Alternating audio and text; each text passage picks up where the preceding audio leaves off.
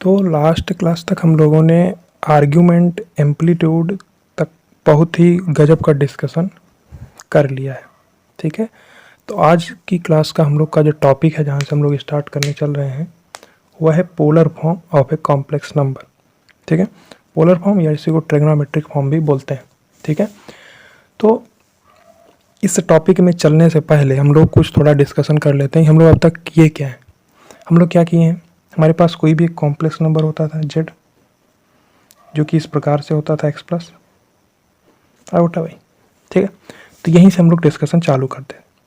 तो ये जो फॉर्म था हमारा, इसी फॉर्म को हम लोग क्या बोलते हैं, कार्टेशियन फॉर्म है। इसी को जियोमेट्रिकल फॉर्म भी बोलते हैं, इसी को एल्जेब्रिक फॉर्म भी बोलते हैं। ठीक है, कई सारे नाम से इनको जानते हैं। ठीक है, वो अपना पॉइंट ऑफ इंटरेस्ट नहीं है। अभी ये समझना हम लोग को कि Z X plus iota Y था, जहाँ पर सिंपली जो एक्स है वो रियल एक्सिस में चली गई डिस्टेंस थी, और जो वाई है वो इमेजरी एक्सिस में चली गई डिस्टेंस थी। ठीक है, इतना ही पार्ट हम लोग इसमें जानते थे। उसके बाद हम लोग थोड़ा और आगे बढ़े तो इसका मॉडुलस फाइंड आउट किए, थोड़ा और आगे बढ़े तो कॉन्जुगेट भी फाइंड आउट किए, थोड़ा और आगे बढ़े उसके बाद हम लोग इसका आर्ग्यूमेंट एम्पलीट्यूड इस सब का डिस्कशन किया गया, अलग अलग क्वाड्रेंट में कॉम्प्लेक्स नंबर को रख के। ठीक है, तो अब हम लोग को क्या करना है, इसी कॉम्प्लेक्स नंबर को किसी और फॉर्म में डिनोट करना है। जो ये फॉर्म था, इसको क्या बोलते हैं हम लोग, कार्टेशियन फॉर्म। ठीक है, कार्टेशियन फॉर्म इसको बोलते हैं, और भी अलग अलग नाम से हम लोग इसको जानते हैं। ठीक है, या इसी को बोलते हैं हम लोग जियोमेट्रिकल फॉर्म, जियोमेट्रिकल फॉर्म, या इसी को बोलते हैं हम लोग एल्जेब्रिक फॉर्म। ठीक है, वेरियस नाम हैं इसके। इसी को हम लोग एक और नाम से भी जानते हैं, जो कि होता है रेक्टेंगुलर फॉर्म। ठीक है, ये सारे ही नाम इस जो भी एक्स प्लस आयोटा वाई है, तो हमारे पास क्या होता है, एक रियल एक्सिस होता है और एक इमेजरी एक्सिस होता है। इस कॉम्प्लेक्स नंबर को, ये कॉम्प्लेक्स नंबर एक पॉइंट को प्रदर्शित करता है, उसी पॉइंट को हम लोग क्या करते हैं, लोकेट करते हैं इस कॉम्प्लेक्स प्लेन में। तो एक कार्टेशियन फॉर्म है, जियोमेट्रिकल फॉर्म है, एल्जेब्रिक फॉर्म है, रेक्टेंगुलर फॉर्म है। ये सारे ही क्या है, बस नाम अलग अलग दिख रहे हैं बट एक ही चीज़ को प्रदर्शित कर रहे हैं ना। Cartesian form, geometrical form, algebraic form, rectangular form, इन सब का मतलब एक ही होता है। तो हम लोग अब तक क्या कर चुके हैं, यही फॉर्म देख चुके हैं। ठीक है, और कोई फॉर्म अभी तक नहीं देखे हम लोग। तो इस फॉर्म का बेसिस क्या था कि जो एक्स है वो रियल एक्सिस में चली गई डिस्टेंस थी, जो वाई था वो इमेजरी एक्सिस में चली गई डिस्टेंस थी। ठीक है, इतना पार्ट हम लोग देख चुके हैं ना। तो अब क्या हम लोग का टाइम है, हम लोग को क्या करना है, हम लोग को और फॉर्म की तरफ मूव करना है। ये पोलर फॉर्म और ट्रिग्नोमेट्रिक फॉर्म से हम लोग क्या करने वाले हैं, आज शुरू करने वाले। ठीक है, अब देखिए, तो इस टॉपिक को शुरू करने के पहले आपको एक बेसिक सा कॉन्सेप्ट हम बताएंगे। वो कॉन्सेप्ट आपको पता भी होना चाहिए, नहीं पता है तो आप उसको देख लीजिए, समझ लीजिए ना। उस कॉन्सेप्ट का यूज यहाँ पे होगा। छोटा सा कॉन्सेप्ट है, कोई भी एक ट्रायंगल आपके पास अगर है, एक ट्रायंगल है, राइट एंगल ट्रायंगल है, समकोण त्रिभुज है, ए बी और सी। ठीक है, और जो ये ए सी की लंबाई मान लिया हम लोगों ने क्या है, आर है, और ये एंगल हमको दे रखा है थीटा। ये क्लॉकवाइज है, एंटी क्लॉकवाइज है, ये हमारा पॉइंट ऑफ इंटरेस्ट अभी नहीं है। बेसिक एक ट्रायंगल है, इस ट्रायंगल में जो इसके कर्ण की लंबाई है वो आर है, और जो एंगल थीटा ए, ये थीटा ए सी बी जो एंगल है थीटा है। ठीक है, इस कॉन्सेप्ट को ध्यान से देखिए। ए सी लेंथ क्या है, आर है, और angle of A C B जो है वो क्या है, थीटा है। इतना चीज़ हम लोग को दिया गया, तो एक कॉन्सेप्ट आप लोग को समझना जरूरी है। तो अभी हम लोग ये डिस्कशन नहीं कर रहे हैं कि किसी भी कॉम्प्लेक्स नंबर का पोलर फॉर्म क्या होता है ना, तो किस प्रकार से उसको प्रदर्शित करते हैं, ये सब अभी हम लोग डिस्कशन नहीं कर रहे हैं। अभी हम लोग क्या कर रहे हैं, एक छोटा सा कॉन्सेप्ट देख रहे हैं, इसको ध्यान से समझ लीजिए। उसके बाद आप लोग को आर्ग्यूमेंट अच्छे से आता ही है, फिर इन्हीं दोनों को मिक्स करके आप इस टॉपिक को आसानी से समझ सकते हैं, कोई भी डिफ़िकल्टी नहीं आएगी, कोई भी डाउट नहीं आएगा। तो यहाँ पे कुछ अच्छा डिस्कशन भी हम लोग करने वाले हैं, जो कि ज़्यादातर टीचर्स लोग छोड़ देते हैं और ज़्यादातर स्टूडेंट लोग उसको समझना भी नहीं चाहते। उस डिस्कशन को भी हम लोग लेने वाले हैं, ध्यान से समझिए ये चीज़ है। तो यहाँ पे हम लोग अगर इस BC की लंबाई और इस AB की लंबाई R और थीटा के फॉर्म में लिखना चाहें तो लिख सकते हैं, आसानी से लिख सकते हैं, ठीक है। अगर हम इस BC की लंबाई निकालना चाहें तो क्या होगा, BC अपॉन ये पूरा AC यानी कि R, ये किसके बराबर होता है, क्योंकि ये क्या है, आधार है, और ये क्या है, लंब है, और ये क्या है, कर्ण है। तो आधार बटे कर्ण यानी BC अपॉन R ये किसके बराबर होता है, कॉस ऑफ थीटा के। तो BC किसके बराबर है, R कॉस ऑफ थीटा के। ये BC R of cos theta के बराबर है, कोई दिक्कत नहीं है इसमें। वैसे भी जनरली जो फिजिक्स हम लोग पढ़ते हैं, तो फिजिक्स में जहाँ पे शुरू होता है काइनेमेटिक्स शुरू होता है, फिर हम लोग प्रोजेक्शन पढ़ते हैं ना, प्रोजेक्टाइल मोशन पढ़ते हैं, 2D में किस प्रकार से गति होती है, फिर हम लोग NLM पढ़ते हैं, फ्रिक्शन पढ़ते हैं। तो हर जगह पे एक इस टाइप का केस हमेशा ही सबके दिमाग में रहता है कि अगर R ये लेंथ है तो उसका जो प्रोजेक्शन होता है R cos थीटा होता है, R cos थीटा होता है, ठीक है, पता होना चाहिए, ठीक। अब हम लोग अगर इस AB की लेंथ निकालना चाहें तो AB डिवाइडेड बाई AC यानी कि R ये किसके बराबर होगा, साइन थीटा के, क्योंकि ये क्या है, लंब बटे कर्ण साइन थीटा होता है, कोई दिक्कत नहीं है इसमें। तो जो AB की लेंथ क्या है वो क्या है, R साइन थीटा। तो इतना मोर देन सफिशियंट है इस कॉन्सेप्ट के लिए, इतना आपको पता होना ज़रूरी है कि जो BC की लेंथ है वो R cos थीटा होगी और AB की लेंथ जो होगी R sin थीटा होगी। तो जब हम लोग फिजिक्स में देखते हैं, फिजिक्स में क्या होता है, फिजिक्स में सिंपली इस चीज़ को बता दिया जाता है क्या, कि R का प्रोजेक्शन थीटा से जुड़े हुए साइड के लिए क्या होता है, R cos थीटा, और उसके अपोजिट जो है ये थीटा से जुड़ी हुई साइड है, थीटा से नहीं जुड़ी हुई साइड है, तो R sin थीटा इसको बोलते हैं, R cos थीटा इसको बोलते हैं।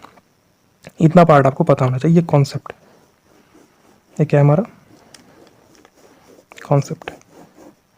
तो अभी हम लोग इस टॉपिक पर मूव नहीं कर किए हैं कि ये किस प्रकार से हम प्रदर्शित करते हैं किसी कॉम्प्लेक्स नंबर के पोलर फॉर्म को, अभी नहीं स्टार्ट किए हैं, अभी स्टार्ट करेंगे उस चीज़ को हम लोग, ठीक है। ये कॉन्सेप्ट उससे पहले आप लोग को आना चाहिए, ठीक है, ठीक है, इतना तक क्लियर है। तो इसमें कोई नया चीज़ नहीं आया है, बहुत ही आसान सी चीज़ है, एक बेसिक सा ट्रायंगल है, और इस ट्रायंगल से हम लोग आधार की लंबाई और लंब की लंबाई निकाल लिए हैं R और थीटा के फॉर्म में, ठीक है। इसी के बाद हम लोग का डिस्कशन स्टार्ट होने वाला है इस टॉपिक का। ये टॉपिक हम लोग का क्या है, polar form of a complex number, ठीक है। यहीं से हम लोग का डिस्कशन हम लोग स्टार्ट करने वाले हैं हम लोग, ठीक है। तो स्टार्ट करते हैं अपना डिस्कशन। समझिए कि कोई कॉम्प्लेक्स नंबर है, अब उसके पास क्या चॉइसेस हैं, वो फर्स्ट क्वाड्रेंट में हो सकता है, वो सेकंड क्वाड्रेंट में हो सकता है, वो थर्ड क्वाड्रेंट में हो सकता है, फोर्थ में हो सकता है, और या ये भी चॉइस है कि वो अक्षों पर भी हो सकता है। अक्ष के लिए भी 4 चॉइसेस हैं ना, या तो मूल बिंदु पर ही हो जाएगा, तो एक 0 + i 0 कॉम्प्लेक्स नंबर बन सकता है, और अक्षों पर भी हो सकता है, और चारों क्वाड्रेंट में भी हो सकता है, फर्स्ट सेकंड थर्ड फोर्थ, ठीक है। तो जो डिस्कशन का पार्ट होता है ज़्यादातर हर जगह पे, वो होता है केवल फर्स्ट क्वाड्रेंट। लोग डिस्कशन स्टार्ट करते हैं कहाँ से, फर्स्ट क्वाड्रेंट से, और वहीं से डिस्कशन करते हुए कंक्लूजन पे पहुंच जाते हैं, और ये बोल दिया जाता है कि ये होता है, R यहाँ पे मूल बिंदु से लंबाई है, दूरी है, और जो थीटा है ये आर्ग्यूमेंट है, ठीक है, इतना बोल दिया जाता है। लेकिन ये जस्टिफिकेशन आप केवल फर्स्ट क्वाड्रेंट के लिए ही दे रहे हैं, ये जस्टिफिकेशन इन जनरल आप कैसे बोल दे रहे हैं इसका कोई जवाब नहीं दिया जाता, ठीक है। वहीं से हम लोग शुरू करते हैं ना, जहाँ पे कॉन्सेप्ट छोड़ेंगे लोग वहीं कॉन्सेप्ट हम लोग शुरू करेंगे, ठीक है। देखिए तो हमारे पास क्या चॉइस है, पहला चॉइस ये है, हमारा कॉम्प्लेक्स नंबर क्या है, फर्स्ट क्वाड्रेंट में है, पहला चॉइस। देखिए ये उनका डिस्कशन यही रहता है केवल फर्स्ट क्वाड्रेंट में ही, ये रियल एक्सिस है और ये इमेजनरी एक्सिस है, वास्तविक काल्पनिक एक्सिस। तो जो हमारा पॉइंट है यहाँ पे x, y, तो अभी तक जितना चीज़ है ये सब कुछ हम लोग पढ़ चुके हैं। पोलर फॉर्म में मूव कैसे कर रहे हैं इस टॉपिक से, वही हम लोग को देखना। ये पॉइंट है, ये मूल बिंदु है, और ये इसका क्या है, OP लाइन है, कोई दिक्कत नहीं इसमें, और ये x लेंथ है रियल एक्सिस में, और वाई लेंथ है इमेजनरी एक्सिस में, यहाँ तक कोई भी दिक्कत नहीं है। और मान लेते हैं एंगल कितना, थीटा। इन सब में कोई प्रॉब्लम, अभी हम लोग ये नहीं, हम लोग आर्ग्यूमेंट का बात ही नहीं कर रहे हैं, अभी आर्ग्यूमेंट का बात ही नहीं करेंगे। सेकंड क्वाड्रेंट में भी जाएंगे तो भी आर्ग्यूमेंट से स्टार्ट नहीं करेंगे, हम लोग बस ट्रायंगल देखेंगे और बस इतना पार्ट को देख सकते हैं। इसको एक्स प्लस आयोटा वाई बोल रहे हैं तो आर और थीटा के फॉर्म में क्या बोलेंगे, केवल इतना पार्ट हम लोग को देखना, ठीक है। जो आर होता है वो यही है यहाँ पे जेड का मापांक, ठीक है। चूँकि ओपी लाइन का जो लंबाई होता है वो क्या होता है, मूल बिंदु से लंबाई किसी कॉम्प्लेक्स नंबर वाले पॉइंट की क्या होती है, उसका मॉडुलस होता है, ठीक है। मॉड जेड है, कोई दिक्कत नहीं है इसमें, ठीक है। तो डिस्कशन लोगों का यहीं पे होता है, फर्स्ट क्वाड्रेंट से आगे नहीं बढ़ता। बाकी इसी से कंक्लूजन निकाला जाता है, वो कंक्लूजन बिल्कुल ही सही है, कोई भी गलती नहीं है उसमें। ऐसा बोलना भी सही है कि आर ये है मूल बिंदु से लंब दूरी, थीटा आर्ग्यूमेंट है, ये भी सही है, उसमें कोई भी दिक्कत नहीं है। लेकिन थीटा का जस्टिफिकेशन जो दिया जा रहा है कि वो आर्ग्यूमेंट है तो फर्स्ट क्वाड्रेंट को ही मद्देनजर रखते हुए दिया जा रहा है। लेकिन कॉम्प्लेक्स नंबर तो सेकंड क्वाड्रेंट में भी हो सकता है, थर्ड क्वाड्रेंट में भी हो सकता है, फोर्थ में भी हो सकता है, अक्षों पर भी हो सकता है, और सारे पॉसिबल केसेस हैं। तो उन सबको इग्नोर करते हुए इसी से बोला जाता है। देखिए क्या डिस्कशन का पार्ट रहता है सबका। देखिए हमारा जेड क्या है, एक्स प्लस आयोटा वाई, इसमें तो कोई दिक्कत नहीं है। यहाँ पे एक्स की जो लेंथ होगी मॉड जेड कॉस थीटा होगी, जैसे ऊपर हम लोग देख रहे हैं कि जो आधार होता क्या था, आर कॉस थीटा होता है। इसका प्रोजेक्शन, ये प्रोजेक्शन आर कॉस थीटा और ये प्रोजेक्शन आर साइन थीटा होता है, हम लोग ऊपर में देख चुके हैं। ये जो देखें आर कॉस थीटा आधार, आर साइन थीटा लंब, तो वही चीज़ होगा mod Z cos theta, X की वैल्यू हो जाएगी, एक्स की वैल्यू क्या है मॉड जेड कॉस थीटा, और वाई की वैल्यू क्या है मॉड जेड साइन थीटा। ऊपर में जो कॉन्सेप्ट देखें उसी की मदद से इसको हम लोग लिख दिए, ठीक है। यही हम लोग यहाँ पे पुट कर सकते हैं, जो कि एक्स और वाई का ही मान है। जेड क्या है mod of Z cos of theta iota mod of Z sine of theta. ये सब लिखने में कोई भी गलती नहीं है, पूरा सही है, कोई भी दिक्कत नहीं। जेड क्या हो जाएगा मॉड ऑफ जेड, कॉमन ले सकते हैं क्योंकि मॉड ऑफ जेड दोनों ही पद में है, तो cos of theta plus iota sine theta, इतना बोला जाता है, ये सही है, इसमें कोई भी गलती नहीं, इसमें कोई भी गलती नहीं है। ये हमारा कौन सा फॉर्म था, कार्टेशियन फॉर्म था, जियोमेट्रिकल फॉर्म था, एल्जेब्रिक फॉर्म था, रेक्टेंगुलर फॉर्म था, चारों का मतलब सेम ही है। अब हम लोग क्या किए, इसको आर और थीटा या मॉड जेड और थीटा के फॉर्म में डिनोट कर दिए। ये लिखना भी बिल्कुल ही सही है, कोई भी गलती नहीं है इसमें। तो जो ये फॉर्म है इसी को हम लोग क्या बोलते हैं पोलर फॉर्म और ट्रिग्नोमेट्रिक फॉर्म, शॉर्ट में लिख दिए हैं। तो इसी को पोलर फॉर्म बोलते हैं, इसी को ट्रिग्नोमेट्रिक फॉर्म भी बोलते हैं ना। तो इसमें कोई भी गलती नहीं है। मॉड जेड बाहर में है cos theta plus iota sine theta. तो बेसिकली अगर यहाँ से डिस्कशन हम लोग बात करें तो जो ये थीटा है ये आर्ग्यूमेंट है, इसमें भी कोई दिक्कत नहीं है, बिल्कुल सही है। मॉड जेड क्या है मूल बिंदु से दूरी है और उसके मापांक का मान है, ठीक है। Cos of theta plus iota sine theta, ये सब कुछ सही है। पोलर फॉर्म है, क्या है इसको क्या ट्रिग्नोमेट्रिक फॉर्म भी बोल सकते हैं ना। तो जो ये थीटा है ये क्या है, इसका एक आर्ग्यूमेंट है, हमको देखने में मिल रहा। अभी हम इसके पहले क्या बोले थे, आर्ग्यूमेंट की बात नहीं करनी, आर्ग्यूमेंट की बात नहीं कर रहे हम लोग। पहले शुरुआत कहाँ से की है, बेसिक इस आर्ग्यूमेंट को ध्यान न रखते हुए कि किस क्लॉकवाइज है एंटी क्लॉकवाइज है, इसको कुछ सोचना भी नहीं, सिंपली जैसे लिखना है वैसे लिख दी। उसके बाद हम लोग जिस जगह पे पहुँचे इस जगह से हम लोग क्या बोल रहे हैं, ये थीटा, इसका आर्ग्यूमेंट भी दिख रहा है, ठीक है, कोई दिक्कत नहीं। मॉड जेड इसका मापांक भी दिख रहा है, तो ये एक इन जनरल फॉर्म के जैसा दिख रहा है। आर ब्रैकेट में cos of theta plus iota sine theta, इसी को पोलर फॉर्म या ट्रिग्नोमेट्रिक फॉर्म बोल दिया जाता है, कोई भी गलती नहीं है इसमें। लेकिन पॉइंट यहाँ भी उठता है, इसी के बाद कंक्लूजन लिखा दिया जाता है, और वो कंक्लूजन भी गलत नहीं है, बिल्कुल कंक्लूजन सही है कि अगर इस फॉर्म में दिख रहा है तो ये आर है मूल बिंदु से दूरी और ये थीटा इसका आर्ग्यूमेंट होता है। इसका आर्ग्यूमेंट मतलब कोई भी एक इसके आर्ग्यूमेंट की वैल्यू हो सकती है थीटा की जगह पे। अब वो प्रिंसिपल आर्ग्यूमेंट हो ये ज़रूरी नहीं है। प्रिंसिपल आर्ग्यूमेंट मतलब यहाँ पे अल्फा होता है, यहाँ पे पाई माइनस अल्फा, यहाँ पे अल्फा माइनस पाई, यहाँ पे माइनस अल्फा, ये सब चीज़ हम लोग देख चुके हैं। तो ज़रूरी नहीं है कि प्रिंसिपल आर्ग्यूमेंट हो, बट ये थीटा आर्ग्यूमेंट होगा। अब ये थीटा अगर आर्ग्यूमेंट है तो इसको हम लोग ये भी लिख सकते हैं cos of theta plus 2n pi plus iota sine theta plus 2n पाई। ये तो हम लोग देख भी चुके हैं, अगर थीटा किसी कॉम्प्लेक्स नंबर का क्या है आर्ग्यूमेंट है तो थीटा प्लस 2n पाई भी उसका आर्ग्यूमेंट होगा। ये चीज़ हम लोग देख चुके हैं। ये भी फॉर्म इसका सही है, बिल्कुल सही, बेशक सही, कोई गलती नहीं है इसमें, ठीक है। तो लेकिन दिक्कत ये है कि इसके बाद ही बोल दिया जाता है कंक्लूजन में ये थीटा इसका आर्ग्यूमेंट है। अब ये थीटा इसका आर्ग्यूमेंट बोल दिया गया, ये सही है, बात सही है, लेकिन केवल फर्स्ट क्वाड्रेंट को ध्यान में रखते हुए इस कंक्लूजन पे पहुंचना ज़्यादा सही नहीं लगता हमको, ठीक है। केवल फर्स्ट क्वाड्रेंट को आप ध्यान में रखें और इस कंक्लूजन पे पहुंच गए कि ये होता है, ठीक है, कोई दिक्कत, ठीक है। अब हम लोग बाकी क्वाड्रेंट को भी ध्यान में रखते हुए चलेंगे। अभी हम लोग ये नहीं बोले कि ये फॉर्म ही इसका सार्वभौमिक फॉर्म है, ये निकल के आ रहा है हमारी बेसिक कॉन्सेप्ट, जो ऊपर कॉन्सेप्ट हम लोग देख चुके हैं, इस कॉन्सेप्ट से निकल के आ रहा है, इस फॉर्म का हमको प्रतीत हो रहा है। इसको पोलर फॉर्म ट्रिग्नोमेट्रिक फॉर्म बोलते हैं, ठीक है। इसको पोलर फॉर्म ट्रिग्नोमेट्रिक फॉर्म अभी यहाँ पर लिख दीजिए या मत लिखिए, इसको ना भी लिखिए, कोई दिक्कत नहीं है। जब हम लोग कंक्लूड कर लेंगे चारों क्वाड्रेंट में फिर हम लोग लिख सकते हैं, ठीक है। अभी के लिए आप इसको ना भी लिखेंगे कोई दिक्कत नहीं है। ये पॉइंट समझ में आया। हम लोग क्या किए, बेसिक कॉन्सेप्ट से स्टार्ट किए और x प्लस एक्स की वैल्यू को mod Z cos theta, Y की वैल्यू को mod Z sine theta put कर दिए और ये फॉर्म हमको देखने को मिल गया, ठीक है। अभी जो इंटरेस्टिंग चीज़ आने वाली है वो आएगी सेकंड, थर्ड और फोर्थ क्वाड्रेंट में, तब आपको थोड़ा मज़ा आएगा समझने में। अभी फर्स्ट क्वाड्रेंट में कोई दिक्कत नहीं है, बेसिक सबका जो डिस्कशन का पार्ट होता है फर्स्ट क्वाड्रेंट ही होता है। क्वेश्चन सॉल्विंग के लिए किसी भी क्वाड्रेंट के कॉम्प्लेक्स नंबर को लिया जाता है, लेकिन कॉन्सेप्ट समझाने के लिए केवल फर्स्ट क्वाड्रेंट को लिया जाता है। और थीटा आते ही बोल दिया जाता है थीटा क्या आर्ग्यूमेंट है, ठीक है।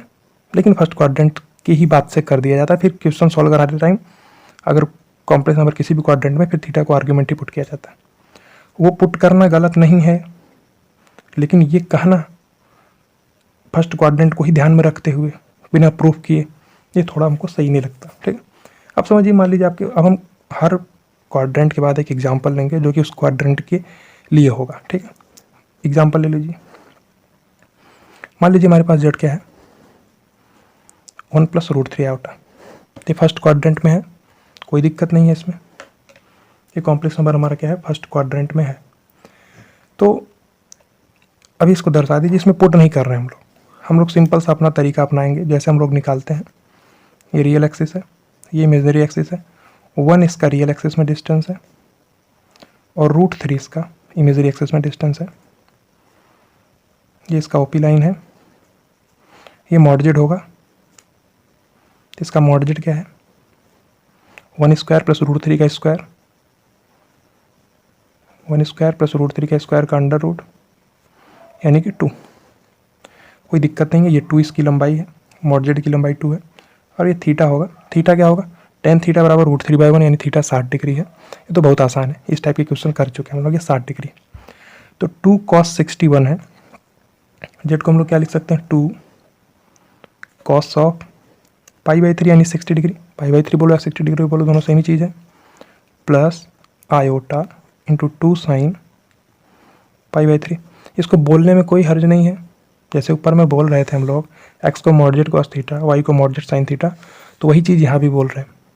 x यानी 1 को 2 cos π/3 बोल दिए, आयोटा 2 साइन π/3 बोल दिए। जेड है यहाँ पे 2 रखिए आप बाहर, cos of π/3 plus iota sine π/3, ये बिल्कुल सही है, कोई दिक्कत नहीं है। अब यहाँ पे π/3 प्लस 2n पाई भी लिख सकते हैं, क्योंकि किसी भी कॉम्प्लेक्स नंबर के लिए, किसी भी कॉम्प्लेक्स नंबर के लिए अगर एक आर्ग्यूमेंट π/3 है या कोई भी थीटा एक आर्ग्यूमेंट है, तो थीटा प्लस 2n पाई भी उसका एक आर्ग्यूमेंट होता है। लेकिन हम लोग जनरली क्या बात करके चलते हैं, उसका एम्पलीट्यूड यानी उसके प्रिंसिपल वैल्यू की बात करते हैं, और यहाँ पे थीटा उसका प्रिंसिपल वैल्यू प्रतीत हो रहा है, कोई दिक्कत नहीं है।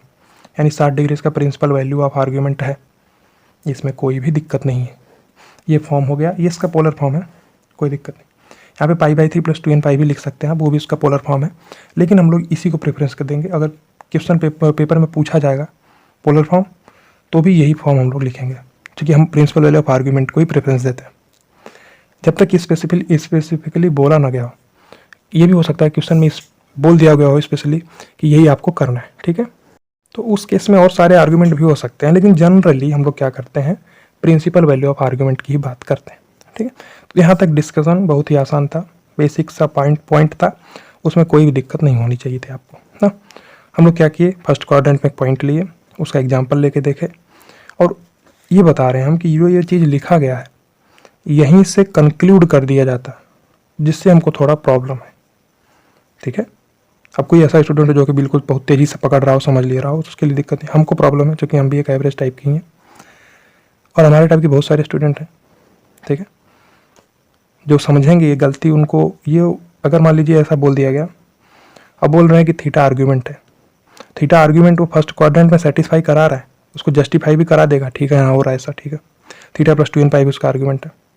लेकिन जैसे ही complex number second third fourth quadrant में जाएगा, ठीक है, उसका ब्लड प्रेशर बढ़ता चला जाएगा। तो हम लोग वहीं से स्टार्ट करते हैं, जहाँ पे लोगों को दिक्कत होगा वहीं से हम लोग शुरू करेंगे। तो जो हम चीज़ बोल रहे हैं, हो सकता है आप में से किसी के दिमाग में चीज़ आई होगी कभी ना कभी पढ़ते टाइम, ठीक है। तो हम लोग फर्स्ट क्वाड्रेंट का केस देख लिया, अब हमारा कॉम्प्लेक्स नंबर का सेकंड क्वाड्रेंट में है, तब क्या केस बनने वाला है देखिए उसको।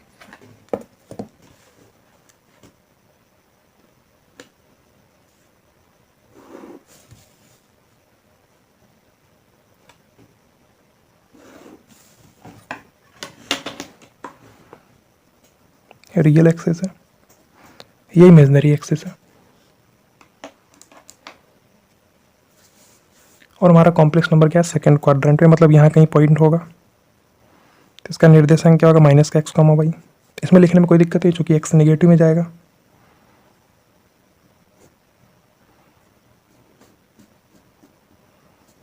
एक्स नेगेटिव रियल एक्सिस में गया, वाई पॉजिटिव इमेजिनरी एक्सिस में गया, और ये एंगल हम लोग अल्फा मानते हैं।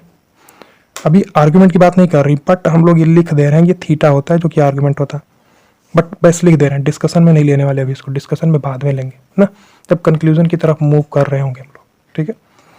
ये थीटा, ये अल्फा, और इसी अल्फा से हम लोग कभी मतलब है, थीटा पे ध्यान नहीं देना है, थीटा क्लॉकवाइज एंटी क्लॉकवाइज है, वो भी पॉइंट ऑफ इंटरेस्ट नहीं है, इतना पॉइंट हम लोग को समझना जरूरी है ना। अब समझिए सिंपली, ये क्या है, हमारा मॉड जेड है, इसमें भी कोई दिक्कत नहीं, कोई दिक्कत नहीं, और जो जेड है हमारा वो क्या है, माइनस का एक्स प्लस आयोटा वाई है।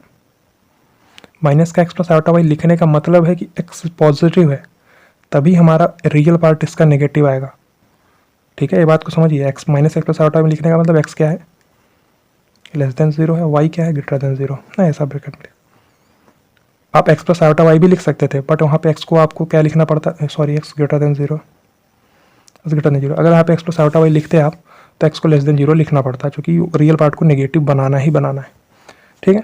अब यहाँ पे समझिए आप, ये एक्स है, मॉड जेड का प्रोजेक्शन, इसको केवल ट्रायंगल के नज़रिए से देखिए और कुछ मत सोचिए, अभी आर्ग्यूमेंट का कुछ मत सोचिए, आर्ग्यूमेंट के बारे में सोचना हम बहुत डिटेल में बता चुके हैं, अभी उसके बारे में भी इसको क्या करेंगे, रिलेट करेंगे चीज़ को, लेकिन अभी आपको कॉन्सेप्ट समझना है, ठीक है। क्या है, एक्स की वैल्यू क्या, मॉड जेड कॉस अल्फा है, कोई दिक्कत नहीं है, माइनस का mod Z cos alpha plus iota mod Z sine alpha, Y का मान क्या है, mod Z sine of alpha, mod Z cos of alpha X का मान है, ये चीज़ लिख दी हम लोग। मॉड जेड दोनों में कॉमन है, लिख दिया गया, मॉड जेड को लिख सकते हैं कॉमन बाहर में, माइनस का cos alpha plus iota sine alpha, ये एक फॉर्म आ गया, और ये फॉर्म में कोई गलती नहीं है, फॉर्म बिल्कुल ही सही है, सेकंड क्वाड्रेंट के लिए इस टाइप से आएगा, ठीक है। और आर्ग्यूमेंट की बात हम लोग को अभी नहीं करनी। फर्स्ट केस में क्या किया गया था, सिंपली पुट किया गया, और आर्ग्यूमेंट से डिस्कशन नहीं स्टार्ट किए थे हम लोग ट्रायंगल से डिस्कशन स्टार्ट किए, और इस जगह पर पहुँचे, और यहाँ पर पहुँचने के बाद हमको क्या पता चला कि जो थीटा है यही तो इसका आर्ग्यूमेंट है, थीटा इसका आर्ग्यूमेंट है। तो ये स्टैंडर्ड फॉर्म जो होता है इसका, वो हम लोग लास्ट में देखेंगे, चारों कंक्लूजन देखने के बाद, कि सब में एक सिमिलरिटी दिखेगी आपको। फर्स्ट क्वाड्रेंट में करने पे ये मिल रहा है, सेकंड में भी कुछ इसी प्रकार से देखने को मिलेगा, थर्ड में भी इसी प्रकार से, फोर्थ में भी इसी प्रकार से देखने को मिलेगा। तब हम लोग कंक्लूड करेंगे चीज़ों को, केवल यही देख के कंक्लूजन पे पहुंचना ज़्यादा सही नहीं, ठीक है, फिर 25% सही है बस, और 75% को कौन जस्टिफाई करेगा? हम लोग करेंगे। ठीक है, देखिए ये पॉइंट है और ये लिखना बिल्कुल ही सही है, कोई भी गलती नहीं है इसमें ना। अब समझिए आप, इसके बाद ही डिस्कशन इंटरेस्टिंग चालू होता है, यहीं से डिस्कशन इंटरेस्टिंग चालू होगा। अब समझिए हम लोग किस क्वाड्रेंट में हैं।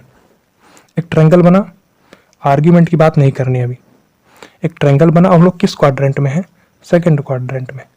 सेकंड क्वाड्रेंट में अब याद करिए, सेकंड क्वाड्रेंट में क्या पॉजिटिव होता था? केवल साइन के साथ कॉसेक भी हो जाता था। थर्ड क्वाड्रेंट में केवल टेन पॉजिटिव होता था, टेन के साथ कॉट भी हो जाता था। फोर्थ क्वाड्रेंट में कॉस पॉजिटिव होता था, कॉस के साथ सेक भी पॉजिटिव हो जाता था। अभी हम लोग किस क्वाड्रेंट में हैं? सेकंड क्वाड्रेंट में। सेकंड क्वाड्रेंट में माइनस का कॉस अल्फा, ठीक है, तो हम लोग माइनस, इस सेकंड क्वाड्रेंट में हम लोग कॉस को माइनस पाएंगे, इसमें कोई दिक्कत नहीं। तो सेकंड क्वाड्रेंट में पहुंचते कैसे हम लोग? π/2 प्लस करके या 180 माइनस करके, ये दो रास्ते अपने पास पहुंचने के ना, ऐसे ही तो पहुंचते हैं सेकंड क्वाड्रेंट में, इसमें कोई भी दिक्कत नहीं, ऐसे पहुंच सकते हैं। या तो π/2 प्लस करोगे या तो पाई माइनस करोगे। π/2 प्लस करके भी आप समझ सकते हैं या पाई माइनस करके भी आप समझ सकते हैं। दोनों ही केसेस में समझना हमको यही है कि माइनस का कॉस अल्फा चाहिए हमको। बाहर में क्या मॉडजेड है? बाहर में क्या मॉडजेड है?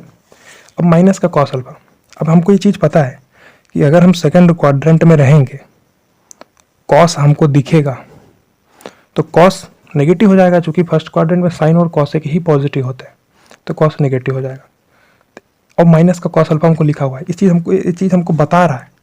माइनस कॉस अल्फा आने का मतलब यही है कि हम ऐसा कुछ लिखे रहे होंगे जिसकी वजह से cos of pi minus something या कॉस ऑफ π/2 माइनस समथिंग या cos of π/2 plus something, pi minus something, कुछ इस प्रकार से फॉर्म रहा होगा और उसको ओपन करने पे माइनस कॉस अल्फा आ गया होगा। ये जस्टिफाई कर रहा है ना, इस चीज़ को समझिए। माइनस कॉस अल्फा आने का मतलब क्या है? और प्लस का साइन अल्फा, कुछ इस प्रकार से फॉर्म रहा होगा ना, cos of pi minus alpha. Cos of pi minus alpha मतलब कि माइनस का साइन अल्फा, माइनस का कॉस अल्फा, जो कि पाई है तो कॉस का साइन नहीं होगा, ठीक है, plus iota sine of pi minus alpha. इस चीज़ को एक बार फिर से देखिए और पचाने का प्रयास कीजिए। माइनस का कॉस अल्फा था, माइनस कॉस अल्फा का मतलब क्या है? कॉस नेगेटिव के साथ खुल रहा है, मतलब कि कॉस के साथ में कुछ रहा होगा और खुलते टाइम वो नेगेटिव हो गया होगा। अभी एग्जांपल लेंगे हम लोग ना, एग्जांपल में अगर अल्फा का मान हमको 60 डिग्री पता है या 30 डिग्री पता रहेगा, तब हम लोग π/2 वाले से भी चल के देख सकते हैं, ऐसे भी देख सकते हैं, बट यहाँ पे थोड़ा आपको समझ में कम आएगा, एग्जाम्पल में ज़्यादा समझ में आएगा। इसके लिए आप समझिए, हम पाई माइनस से जा रहे हैं, π/2 प्लस से भी जा सकते हैं, कोई दिक्कत नहीं है उसमें। यहाँ पे पाई माइनस से जा रहे हैं, पाई माइनस से हम लोग गए पाई माइनस अल्फा, और cos of pi minus alpha यानी कि माइनस का कॉस अल्फा ऊपर में दिख रहा है, जो कि सेकेंड क्वाड्रेंट में ओनली साइन पॉजिटिव होता है और कॉसेक भी पॉजिटिव होता है, क्योंकि साइन पॉजिटिव तो कॉसेक भी पॉजिटिव, ऑब्वियस सी बात है, और कॉस नेगेटिव बनाएगा, तो ये नेगेटिव बना दिया। अब इस फॉर्म को ध्यान से देखिए आप, ये फॉर्म आपको ध्यान से देखना, ये फॉर्म ध्यान से देखिए। यहाँ फिर से एक फॉर्म हमको जैसे पिछले फर्स्ट क्वाड्रेंट में हमको एक फॉर्म देखने को मिला, mod Z cos of theta plus iota sine theta का फॉर्म देखने को मिला, उसी प्रकार से यहाँ भी देखने को मिल रहा है।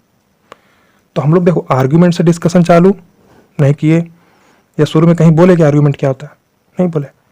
शुरू में हम लोग बेसिक ट्रायंगल से चले, माइनस का एक्स प्लस आयोटा वाई था, तो माइनस के एक्स की जगह पे माइनस का मॉड जेड कॉस अल्फा लिखे और ये डिस्कशन में रखे। उसके बाद यहाँ पहुँचने के बाद, क्योंकि ये माइनस का cos alpha plus iota sine alpha था, तो माइनस का कॉस अल्फा ये दर्शा रहा है सेकंड क्वाड्रेंट में है हम लोग, और cos of pi minus alpha हुआ रहा होगा, तभी तो माइनस कॉस अल्फा आया, ठीक है, ये चीज़ लिख सकते हैं हम लोग। π/2 प्लस करके भी आ सकते हैं, उसको एग्जाम्पल में हम लोग देखेंगे, ठीक है। अब देखिए, अब यहाँ पे पाई माइनस अल्फा क्या बता रहा है, ये पाई माइनस अल्फा देखो ध्यान से, ये पाई माइनस अल्फा ही हमारा क्या है, आर्ग्यूमेंट है, या दिक्कत है इसमें? दिक्कत है नहीं है, ये आर्ग्यूमेंट है, आर्ग्यूमेंट ऑफ जेड है। यहाँ भी जो पाई माइनस अल्फा ये क्या है, आर्ग्यूमेंट ऑफ जेड है, इस चीज़ को समझिए, यहाँ से कैसे ट्रांसफॉर्म करके यहाँ पे पहुँचे हैं। और हम लोग आर्ग्यूमेंट से डिस्कशन स्टार्ट नहीं किए, मैं बार बार बोल रहा हूँ। हम लोग डिस्कशन कहाँ से स्टार्ट किए, एक ट्रायंगल से, ट्रायंगल के बेसिक से यहाँ तक पहुँचे, फिर हम लोग कंक्लूड करेंगे एट द एंड चारों क्वाड्रेंट में देखने के बाद। यहाँ देखने के बाद हमको ये देखने में मिल रहा है क्या, मॉड है cos of pi minus alpha plus outer sine pi minus alpha. तो ये चीज़ हमारे को जो ऊपर में मिल रहा है वो हमारा ये भी चीज़ है, कोई दिक्कत नहीं है इसमें। ये हमारा क्या, आर्ग्यूमेंट ऑफ जेड है। आर्ग्यूमेंट ऑफ जेड की एक वैल्यू है, या प्रिंसिपल वैल्यू ऑफ आर्ग्यूमेंट भी बोल सकते हैं इसको, चूंकि एम्पलीट्यूड है पाई माइनस अल्फा, एम्पलीट्यूड भी लिखते हैं ना, यहाँ पे आप एम्पलीट्यूड भी बोल सकते हैं इसको, एम्पलीट्यूड ऑफ जेड बोल सकते हैं, ठीक है। यहाँ आर्ग्यूमेंट ऑफ जेड लिखने का मतलब ये नहीं कि इसका पूरा आर्ग्यूमेंट बता रहा है, आर्ग्यूमेंट ऑफ जेड की एक वैल्यू है, प्रिंसिपल वैल्यू ऑफ आर्ग्यूमेंट भी है। प्रिंसिपल वैल्यू ऑफ आर्ग्यूमेंट का मतलब एम्पलीट्यूड ऑफ जेड है, या लीस्ट पॉजिटिव आर्ग्यूमेंट भी बोल सकते हैं। ये लीस्ट पॉजिटिव आर्ग्यूमेंट भी है, या कोई दिक्कत है इसमें, लीस्ट पॉजिटिव आर्ग्यूमेंट है कि नहीं, बिल्कुल है, चूंकि 180 डिग्री से कम है। बल्कि लीस्ट पॉजिटिव आर्ग्यूमेंट क्या होता है, 0 से 360 डिग्री के बीच में होता है, 0 से 2 पाई के बीच में। 0 से 2 पाई के बीच में पॉजिटिव एंगल है थीटा, जो कि किस डायरेक्शन में, एंटी क्लॉकवाइज में।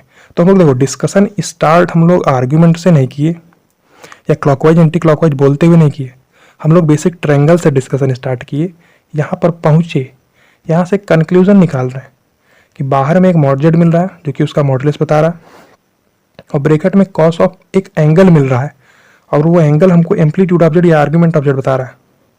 ये चीज़ समझ रहे हैं आप ना। अब पाई माइनस अल्फा अगर लिखना है, आर्ग्यूमेंट ऑफ जेड की एक वैल्यू है, तो इसको 2n पाई प्लस भी यहाँ पे लिख सकते हैं, पाई माइनस अल्फा प्लस 2n पाई, कोई दिक्कत नहीं, वो सब लिख सकते हैं ना। उससे जितने भी पॉसिबल आर्ग्यूमेंट है सब आ जाएगा उसमें, ठीक है। ये केस हो सकता है, ये चीज़ समझ में आपको। तो यहाँ से धीरे धीरे कंक्लूड करते हुए चल रहे हैं, पहले क्वाड्रेंट में करते हुए ये चीज़ मिला, सेकंड से भी यही मिला हमको, ठीक है। पाई माइनस अल्फा हमको आर्ग्यूमेंट बता रहा है, और ये एम्पलीट्यूड ऑफ जेड बता रहा है, प्रिंसिपल वैल्यू ऑफ आर्ग्यूमेंट, कोई दिक्कत नहीं है। जैसे हम लोग फर्स्ट क्वाड्रेंट के बाद एक एग्जाम्पल देखे, वैसे यहाँ भी हम लोग एक एग्जाम्पल देख लेते हैं। मान लीजिए जेड हमारे पास क्या है, -1 प्लस √3 आउटा, जेड क्या हमारा -1 प्लस √3 आउटा है। इसको आराम से हम लोग प्रदर्शित कर सकते हैं कॉम्प्लेक्स प्लेन में, एक्स में है -1, वाई में है √3, ये है 1, ये है √3, तो ये लेंथ जो होगी क्या होगी, 2 होगी, कोई दिक्कत नहीं। ये एंगल होगा अल्फा, और जो ये वाला एंगल होता है ये हमारा आर्ग्यूमेंट होता है, बट हमारा ये थीटा है, ये इसको आर्ग्यूमेंट बोलते हैं। बट ये डिस्कशन यहाँ से स्टार्ट नहीं कर रहे हम लोग बेसिक ट्रायंगल से चलते हैं। और -1 को क्या लिखेंगे, माइनस का 2 cos of alpha, basically 60 degree है, जो कि √3/1 tan अल्फ़ा है। लिख देते हैं एक बार आपके लिए, tan अल्फ़ा क्या है, √3/1, तो अल्फ़ा क्या है π/3 या 60 डिग्री बोल सकते हैं, प्लस आयोटा इंटू 2 साइन π/3, कोई दिक्कत नहीं, 2 को रखिए बाहर, माइनस का कॉस π/3 प्लस आयोटा साइन π/3, ठीक है। तो ये चीज़ निकल के आ गई। अब हम लोग ये -π/3 माइनस का कॉस π/3, जैसे ऊपर माइनस का कॉस अल्फा आ रहा था सिंपली, तो हम लोग के पास क्या रास्ता, 2 रास्ता है, क्या कि पाई माइनस करके जा सकते हैं, या फिर π/2 प्लस करके जा सकते हैं, दोनों रास्ता है, दोनों पॉसिबल केसेस इस केस में देख लेते हैं। बाकी आगे केवल हम लोग सिंपल जैसे पाई, 2 पाई, 3 पाई, इन सबको लेके चलेंगे। इनको लेके चलने से आसानी ये रहती है कि कॉस का कॉस ही रहता है, साइन का साइन ही रहता है। लेकिन अगर हम π/2, 3π/2, 5π/2 ये सबको लेके चलेंगे तो कॉस का साइन हो जाता है, साइन का कॉस हो जाता है, ठीक है। दोनों में डिफरेंस यही है। पहले हम लोग क्या करते हैं, पाई माइनस लेके चलते हैं, तो जेड है 2 कॉस ऑफ पाई माइनस π/3 लिखेंगे, cos of pi minus alpha ही तो लिखेंगे। तो मतलब कि ये माइनस का कॉस π/3 क्या प्रदर्शित कर रहा है कि हम सेकंड क्वाड्रेंट में हैं और पाई माइनस हुआ रहा होगा, जिससे कि माइनस का कॉस π/3 बन गया। ये पॉइंट क्लियर है ना, सेम उसी पॉइंट से जैसे ऊपर से हम लोग लिखे वैसे यहाँ पे लिख रहे हैं, साइन ऑफ पाई माइनस π/3, और ये प्लस का आउटर साइन π/3 ये प्रदर्शित कर रहा है कि सेकंड क्वाड्रेंट में है, साइन पॉजिटिव से खुलता है, और ऐसे कुछ रहा होगा पाई माइनस π/3, तो प्लस से खुल गया होगा। ये पॉइंट क्लियर है। अब ये भी देखिए, ये पाई माइनस अल्फा प्रकार का दिख रहा है, तो जेड क्या हमारा 2 कॉस ऑफ 2 π/3। अगर इसको ओपन करेंगे तो वही चीज़ मिल जाएगा, सॉल्व कर देंगे तो ये मिल जाएगा आयोटा साइन 2π/3, कोई दिक्कत नहीं है, ये हमारा आंसर हो जाएगा इसका। ये 2π/3 क्या है इसका? अब देखिए, क्योंकि √3 और 1 मतलब ये 60 डिग्री है, और ये पूरा का पूरा 60 डिग्री मतलब π/3, ये पूरा पाई होता है। देखिए फिर से बोल रहा हूँ, डिस्कशन आर्ग्यूमेंट से स्टार्ट नहीं हुआ, बट आर्ग्यूमेंट पे ख़त्म होगा कि जो ये हमको 2π/3 और ये 2π/3 मिल रहा है, और ये दोनों इसके एक आर्ग्यूमेंट की एक वैल्यू है, या प्रिंसिपल वैल्यू ऑफ आर्ग्यूमेंट भी है इसको, या लिस्ट पॉजिटिव आर्ग्यूमेंट भी बोल सकते हैं, तीनों वैल्यू इसको बोल सकते हैं। तो डिस्कशन वहाँ से स्टार्ट नहीं हुआ, डिस्कशन तो ट्रायंगल से स्टार्ट हुआ। बेसिक ट्रायंगल से और छोटा सा कॉन्सेप्ट जो हम लोग टॉपिक स्टार्ट करते टाइम देखे, इन्हीं दो चीज़ से डिस्कशन स्टार्ट हुआ, और हम लोग इस कंक्लूजन पे पहुंच रहे हैं फिर से। और ये कंक्लूजन ही क्या है, ये जो एंगल है हमारा क्या है, एम्पलीट्यूड ऑफ जेड है, या आर्ग्यूमेंट ऑफ जेड की एक वैल्यू है, वो भी लिख सकते हैं। दोनों जगह पे हमको एम्पलीट्यूड ऑफ जेड मिल रहा है, इसमें कोई दिक्कत है क्या? नहीं है। 2π/3 इसका एक आर्ग्यूमेंट है, तो 2π/3 प्लस 2nπ भी इसका एक आर्ग्यूमेंट होगा। आप प्लस में 2nπ भी लिख सकते हैं, यहाँ भी आप प्लस में 2nπ भी लिख सकते थे, कोई दिक्कत नहीं उसमें, ठीक है, उसको आप लिख सकते थे। लेकिन हम लोग जनरली किसकी बात करते हैं? Principal value of argument. Principal value of argument मतलब होता है मुख्य कोणांक, ठीक है। अब देखिए हमारा ये केस हो गया, ये फर्स्ट पॉसिबिलिटी क्या थी, पाई माइनस करके, लेकिन हम सेकंड क्वाड्रेंट में हैं तो π/2 प्लस करके भी जा सकते हैं, उस सेकंड पॉसिबिलिटी को भी लिख लेते हैं, उससे भी यही रिजल्ट आने वाला, ठीक, उससे भी यही रिजल्ट आने वाला है।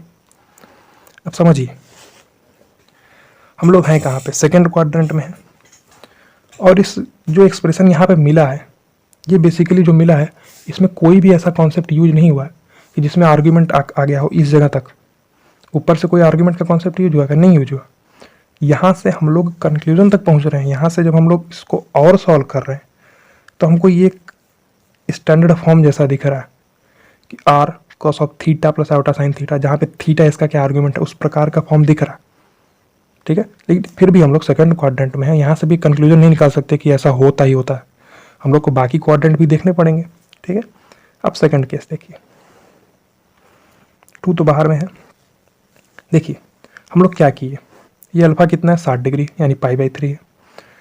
हमारे पास दो रास्ता था, या तो पाई माइनस करके हम पहुँच गए, पाई माइनस करके यहाँ पे पहुँच गए, या π/2 प्लस करके भी वहाँ पे पहुँच सकते हैं। ये पॉइंट को समझिए आप, पाई इस चीज़ को लेकर माइनस का cos π/3 कैसे आया, π/2 बल्कि पाई माइनस करके पहुँच सकते थे, अब हम π/2 प्लस करके भी पहुँच सकते थे। अब देखिए, अब यहाँ पे cos लिखूँ कि साइन लिखूँ, ये समझिए। अब समझिए, अगर हम साइन लिखेंगे तो क्या होगा, थोड़ा दिमाग लगाइएगा। अगर हम साइन π/2 प्लस समथिंग लिखेंगे तो चूँकि सेकेंड क्वाड्रेंट में साइन क्या होता है, सेकेंड क्वाड्रेंट में साइन क्या होता है, पॉजिटिव होता है, तो उसको पॉजिटिव बना देगा। अगर साइन π/2 प्लस समथिंग लिख रहे हैं तो कॉस बनाएगा, बट प्लस से खुलेगा, वो प्लस से खुलेगा, ये बात को समझिए। अगर हम यहाँ पे क्या लिख रहे हैं, साइन ऑफ π/2 प्लस π/3, तो क्या होगा, प्लस कॉस π/3 खुलेगा, बट हमको चाहिए माइनस का cos π/3, तो ये गलत हो गया, साइन तो नहीं ले सकते, क्योंकि साइन लेते ही वो प्लस से खुल जाएगा, और प्लस से खुलना नहीं है, माइनस से खुलना है, ठीक है। ठीक है, तो हमको चाहिए क्या, हमको माइनस का cos π/3 चाहिए। अब देखिए हमारे पास एक और रास्ता हो सकता है कि हम लोग साइन ना ले चल के कॉस लेके चलें। अगर हम cos π/2 प्लस समथिंग करेंगे तो वो माइनस का साइन बनाएगा, बट अगर माइनस का साइन बनाएगा तो हमको माइनस का कॉस चाहिए, तो हम एंगल में डिफरेंस ला सकते हैं। थोड़ा ध्यान से समझिए, अगर हम इस चीज़ को लिखें, क्या लिख सकते हैं, cos ऑफ π/2 प्लस π/3 ना लिख के π/6 लिख दें। ये π/6 क्यों लिख रहे हैं, इसलिए लिख रहे हैं क्योंकि पूरा एंगल कितना होता है, 90 डिग्री यानी π/2 होता है, और ये कितना है, π/3 है, तो ये π/2 माइनस π/3 तो π/6 ही है। चूँकि यहाँ से चलना शुरू कर रहे हैं हम लोग, ये यहाँ से चलना शुरू करें तो π/2 प्लस ये वाला एंगल करेंगे तब हम यहाँ पे पहुँचेंगे, इसीलिए ऐसा लिखा जा रहा है। इस चीज़ को समझिए आप लोग, π/2 प्लस π/6 से लिख सकते हैं, कोई भी दिक्कत नहीं है इसमें, ठीक है। अब cos ऑफ π/2 प्लस π/6 जब खोलेंगे, इसको क्या खुलेगा, माइनस का साइन π/6, मतलब माइनस का साइन 30, मतलब कि साइन 30 मतलब cos 60, तो माइनस का cos 60, वही चीज़ ऊपर में है। ये चीज़ आपको समझ में आनी चाहिए यहाँ से देख के, ऐसा क्यों लिखे। अगर हम साइन π/2 प्लस समथिंग लिखते तो प्लस का cos होता, बट चाहिए माइनस का cos, cos pi by 2 plus something लिखेंगे तो माइनस का साइन मिलेगा, बट माइनस के साइन को, साइन का अगर हम 30 बना देंगे तो कॉस का शॉर्ट ऑटोमेटिकली हो जाएगा। तो वही चीज़ हम लोग यहाँ पे किए हुए हैं। ये पॉइंट समझ में आ रहा है कि नहीं आपको? तो यहाँ से क्या बनेगा, माइनस का साइन पाई बाई 6 यानी माइनस का साइन 30 मतलब कि माइनस का कॉस 60, कोई दिक्कत नहीं। प्लस सेम उसी प्रकार से हम लोग क्या लिख सकते हैं, इसको आयोटा है और साइन है तो इसको साइन से pi by 2 plus pi by 6 लिखेंगे। तो sine pi by 2 plus pi by 6 मतलब कि कॉस का, sine pi by 2 plus pi by 6 मतलब कि कॉस का पाई बाई 6 यानी कॉस का 30, कॉस का 30 मतलब साइन का 60। ये चीज़ समझ रहे हैं कैसे लिख रहे हैं, पाई बाई 2 प्लस करके भी लिख सकते हैं, बट पाई बाई 2 प्लस वाला जल्दी किसी को विजुअलाइज नहीं होता जन ना। पाई माइनस वाला तो आसानी से दिख गया, क्योंकि पाई माइनस वाले में कॉस का कॉस ही रहता है, साइन का साइन ही रहता, बट पाई बाई 2 प्लस वाले में साइन का कॉस, कॉस का साइन हो जाता है। और चिन्ह कैसे बदलता है, क्वाड्रेंट के हिसाब से। फर्स्ट क्वाड्रेंट में है तो केवल साइन पॉजिटिव, साइन के साथ कॉस एक पॉजिटिव होता है, तो उसी कॉन्सेप्ट का मदद लेके हम लोग ये चीज़ लिखती है। तो यहाँ से भी हम लोग देखिए कॉस ऑफ, इसको ओपन करेंगे तो एक फॉर्म मिलेगा हमको, क्या, कॉस ऑफ, इसको ओपन करके देखिए तो वो माइनस का साइन पाई बाई 6 मिलेगा। तो माइनस का साइन पाई बाई 6 लिखने का मतलब ही माइनस का कॉस पाई बाई 3 है, क्योंकि साइन का जो 30 होता है कॉस का 60 होता है, और कॉस का जो 60 होता है वो साइन का 30 होता है। ये दोनों चीज़ में इंटर रिलेटेड है दोनों।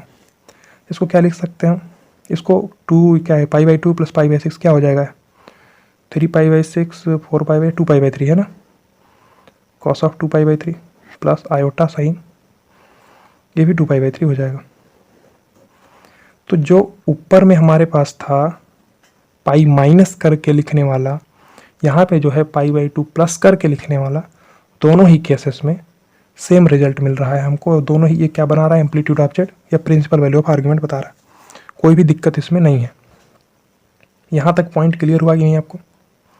अब देखिए जो स्टैंडर्ड फॉर्म है, ये स्टैंडर्ड फॉर्म के जैसा नहीं दिख रहा है कि मॉड जेड दिख गया, cos of theta plus iota sine theta दिख गया ना। तो ये जो हमारा स्टैंडर्ड फॉर्म ऊपर में दिख रहा है, ये स्टैंडर्ड फॉर्म के जैसा नहीं। इस फॉर्म में हमको देखने को मिलेगा हर क्वाड्रेंट में, जब हम सिंप्लीफाई करते हुए आगे बढ़ेंगे तो हमको इसी फॉर्म का देखने को मिलेगा। यही फॉर्म हमारे काम का है, लेकिन हम लोग जस्टिफाई करेंगे हर क्वाड्रेंट में, उसके बाद हम लोग कंक्लूजन पे पहुंचेंगे। फिर ये डिस्कशन सबके लिए काम का नहीं रह जाएगा। जिसको मान लो केवल मतलब है क्वेश्चन सॉल्व करने से, तो क्वेश्चन वैसे सॉल्व कर ले जाएगा, उसको इतना ही बता दिया जाएगा कि मॉड जेड है, ये कॉस थीटा है, और थीटा मतलब आर्ग्यूमेंट है, ये प्रिंसिपल वैल्यू ऑफ आर्ग्यूमेंट भी हो सकता है, या तो आर्ग्यूमेंट की कोई वैल्यू हो सकती है। इतना बताने से भी उसका काम हो जाएगा, कोई दिक्कत नहीं। यहाँ भी 2 पाई बाई 3 क्या है, एम्पलीट्यूड ऑफ जेड है। तो इस जगह पर पहुँचे हैं हम लोग। डिस्कशन कहाँ से शुरू किए थे, ट्रायंगल से, बेसिक ट्रायंगल से डिस्कशन चालू करके यहाँ पे पहुँचे। और ये पहुँचने के बाद हमको दिखा, क्या दिखा कि R cos of theta plus iota sine theta, दोनों जगह पे थीटा सेम है, और cos theta plus iota sine एकदम डिट्टो उसी फॉर्म का दिख रहा है। और ये 2 पाई बाई 3 इसका एम्पलीट्यूड ऑफ जेड है, या इसका प्रिंसिपल वैल्यू ऑफ आर्ग्यूमेंट है। कोई दिक्कत नहीं है, हम लोग 2 क्वाड्रेंट में देख लिए। अब हम लोग थर्ड क्वाड्रेंट में देखते हैं। तो थर्ड क्वाड्रेंट का डिस्कशन फर्स्ट और सेकंड से थोड़ा अच्छा होने वाला है, ठीक है। थर्ड क्वाड्रेंट का डिस्कशन थोड़ा फर्स्ट और सेकंड से अच्छा होगा। देखिए ठीक है, हम लोग थर्ड क्वाड्रेंट में आते हैं। थर्ड क्वाड्रेंट का भी केस हम लोग देख सकते हैं। देखिए ये क्या है, रियल एक्सिस है, ये क्या है, इमेजनरी एक्सिस है। और उसके बाद तो पॉइंट हमारा आएगा वो यहाँ कहीं आएगा। थर्ड क्वाड्रेंट की बात हो रही है, जहाँ पे एक्स भी नेगेटिव होता है, यहाँ पे जो एक्स रियल वाला, रियल में भी नेगेटिव में जाते हैं, इमेजनरी में भी नेगेटिव में जाते हैं। ये है, सॉरी ठीक है, ओ पी है, और ये लेंथ क्या एक्स है, और ये लेंथ क्या वाई है। तो जेड हमारा क्या है, माइनस का एक्स माइनस आउट वाई। यहाँ भी हमको पता है कि आर्ग्यूमेंट ये होता है थीटा, थीटा क्लॉकवाइज ही इसका आर्ग्यूमेंट है। देखिए आप चीज़ को समझिए, थोड़ा एक और कॉन्सेप्ट यहाँ पे, छोटा सा कॉन्सेप्ट, जो हम छोटा छोटा कॉन्सेप्ट लिख रहे हैं बुलेट पॉइंट की तरह ना, बहुत ही ज़्यादा इंपॉर्टेंट है, ठीक है। वहाँ से कन्फ्यूजन क्रिएट होता है लोगों को ना, तो उस कॉन्सेप्ट को आप लोग समझना जरूरी है, ठीक है। देखिए छोटा सा कॉन्सेप्ट यहाँ भी लिख रहे हैं। अगर आपके पास लिखा हुआ है ये मान लीजिए 30 डिग्री, ऐसा 30 डिग्री लिख दिया गया या π/6 लिख दिया गया, तो ये प्लस का दिख रहा है, इसका मतलब ही ये एंटी क्लॉकवाइज में है। समझिए यहाँ पे गलती होती है लोगों से। अभी अगला पॉइंट बताएंगे, समझिए दोनों चीज कंक्लूड करते हुए। 30 डिग्री बोल दिया या π/6 बोल दिया, इसका मतलब ही है कि π/6 एंटी क्लॉकवाइज है। ऑटोमेटिकली एंटी क्लॉकवाइज लिखेगा, π/6 एंटी क्लॉकवाइज मतलब प्लस का 30 डिग्री, कोई दिक्कत नहीं। ये दोनों ही एक दूसरे के पूरक हैं। π/6 एंटी क्लॉकवाइज मतलब प्लस का 30 डिग्री, या 30 डिग्री दिया तो π/6 एंटी क्लॉकवाइज है। अब देखिए अगला पॉइंट, अगर आपके पास माइनस का 30 डिग्री लिखा हुआ है या माइनस का π/6 लिखा हुआ, तो इसका मतलब क्या है? तो इसका मतलब ये, जैसे माइनस का 30 डिग्री लिखने का मतलब है 30 डिग्री क्लॉकवाइज, मतलब कि π/6 क्लॉकवाइज। अब समझिए, गलती ज़्यादातर लोग यहाँ पे करते हैं, इसमें कंफ्यूज हो जाते हैं कि π/6 क्लॉकवाइज लिखा है सही है, लेकिन वहाँ पे वो -π/6 बार बार दिमाग में लाने लगते हैं। अब यहाँ पे ये थीटा प्रदर्शित किया गया, आपसे इसमें एम्पलीट्यूड पूछा जाए तो माइनस का थीटा है, सही है, बट माइनस थीटा अगर लिख रहे हैं तब हम क्लॉकवाइज नहीं लिखेंगे। माइनस का थीटा लिखने का मतलब ही है कि क्लॉकवाइज हो गया। अगर केवल थीटा लिखा है तो क्लॉकवाइज लिखना पड़ेगा। अगर थीटा क्लॉकवाइज लिखा है या माइनस का थीटा लिखा, दोनों का मतलब सेम है। तो कॉन्सेप्ट समझ में आया कि नहीं आपको? बहुत ही बारीक सा कॉन्सेप्ट है, बट गलती करते हैं लोग इसमें। ठीक है, आप भी गलती करेंगे, आप कंफ्यूज होंगे यहाँ पे। तो एज ए स्टूडेंट आप लोग को एकदम बेसिक पॉइंट क्लियर होना चाहिए। कोई भी टॉपिक आप पढ़ रहे हैं उसके में एकदम बारीक सी जहाँ पे गलती हो सकती, वो गलती आपसे नहीं होनी चाहिए। ठीक है, ये चीज़ हो गया। अब देखिए, मान लीजिए आपके पास 30 डिग्री कोई एंगल है जो कि है एंटी क्लॉकवाइज में, तो इसको आप क्लॉकवाइज में कन्वर्ट कर सकते हैं क्या? देखिए एक बार सपोज करिए ये है, यहाँ से 30 डिग्री के एंगल पे एंटी क्लॉकवाइज साइन दर्शा दी है। एंटी क्लॉकवाइज मतलब ये एंटी क्लॉकवाइज, घड़ी की विपरीत दिशा में। तो इसका क्लॉकवाइज क्या होगा? हम कोई ओ पी लाइन है, 30 डिग्री से पहुँच रहे हैं, हम क्लॉकवाइज करके कैसे पहुँच सकते हैं? ऐसे पहुँच सकते हैं, बेसिक सा डिफरेंस ना। तो ये एंगल होगा कितना? जैसे 30 डिग्री क्लॉकवाइज था, 30 डिग्री एंटी क्लॉकवाइज था, तो इसका मतलब क्या है? 2π - 30 डिग्री क्लॉकवाइज है। ये पॉइंट को समझिए, बहुत ही इंपॉर्टेंट पॉइंट है, बहुत ही ज़्यादा इंपॉर्टेंट पॉइंट। अगर 30 डिग्री एंटी क्लॉकवाइज है तो पूरा का पूरा 2π - 30 डिग्री क्या है? क्लॉकवाइज है। 30 डिग्री मतलब π/6 होता है। तो अगर 30 डिग्री एंटी क्लॉकवाइज है तो इसका मतलब 2π - 30 डिग्री मतलब कि π/6, 2π - π/6 क्या होगा? क्लॉकवाइज होगा। जब ये क्लॉकवाइज लिख रहे हैं तो 2π - π/6 ही लिखेंगे, यानी कि 11π/6 क्लॉकवाइज है। तो 11π/6 लिख रहे हैं, प्लस का लिख रहे हैं तो क्लॉकवाइज लिख रहे हैं, कोई दिक्कत नहीं। लेकिन अगर हम क्लॉकवाइज नहीं लिखेंगे तो माइनस का 11π/6 लिखना ही पड़ेगा, और माइनस का 11π/6। ठीक है, ये कॉन्सेप्ट क्लियर हुआ? ठीक है, कॉन्सेप्ट को एक बार फिर से समझ लीजिए, बहुत इंपॉर्टेंट कॉन्सेप्ट है कि अगर 30 डिग्री आपके पास एंगल है, उसको π/6 भी लिख सकते हैं। तो अगर कुछ नहीं बोला गया है तो प्लस का साइन ओबियस सी बात, प्लस है तो ऑटोमेटिकली एंटी क्लॉकवाइज है। माइनस का 30 डिग्री लिखा गया है तो माइनस लिखने का मतलब आपके पास -30 डिग्री बोल सकता या π/6 क्लॉकवाइज बोल सकता, दोनों का मतलब सेम है। तो यहाँ पे π/6 क्लॉकवाइज लिखा हुआ है तो आप दोनों चीज़ घुसाएंगे नहीं कि माइनस का π/6 क्लॉकवाइज बोल दें। ठीक है, जैसे मतलब यहाँ पे थीटा है तो इसका आर्ग्यूमेंट आप थीटा क्लॉकवाइज बोल सकते हैं या माइनस का थीटा बोल सकते हैं।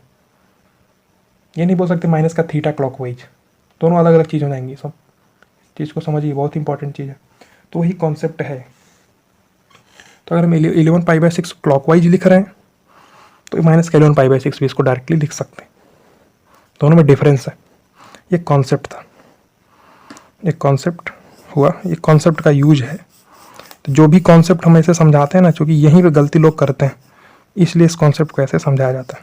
ठीक है, इसको थोड़ा इंटरेस्टिंग टाइप का ब्लॉक में रख दिए। ठीक है, अब समझिए हम लोग थर्ड क्वाड्रेंट में आ चुके थे। अब इस थर्ड क्वाड्रेंट में फिर से हम लोग ट्रायंगल से ही शुरू करेंगे, आर्ग्यूमेंट से शुरू नहीं करेंगे।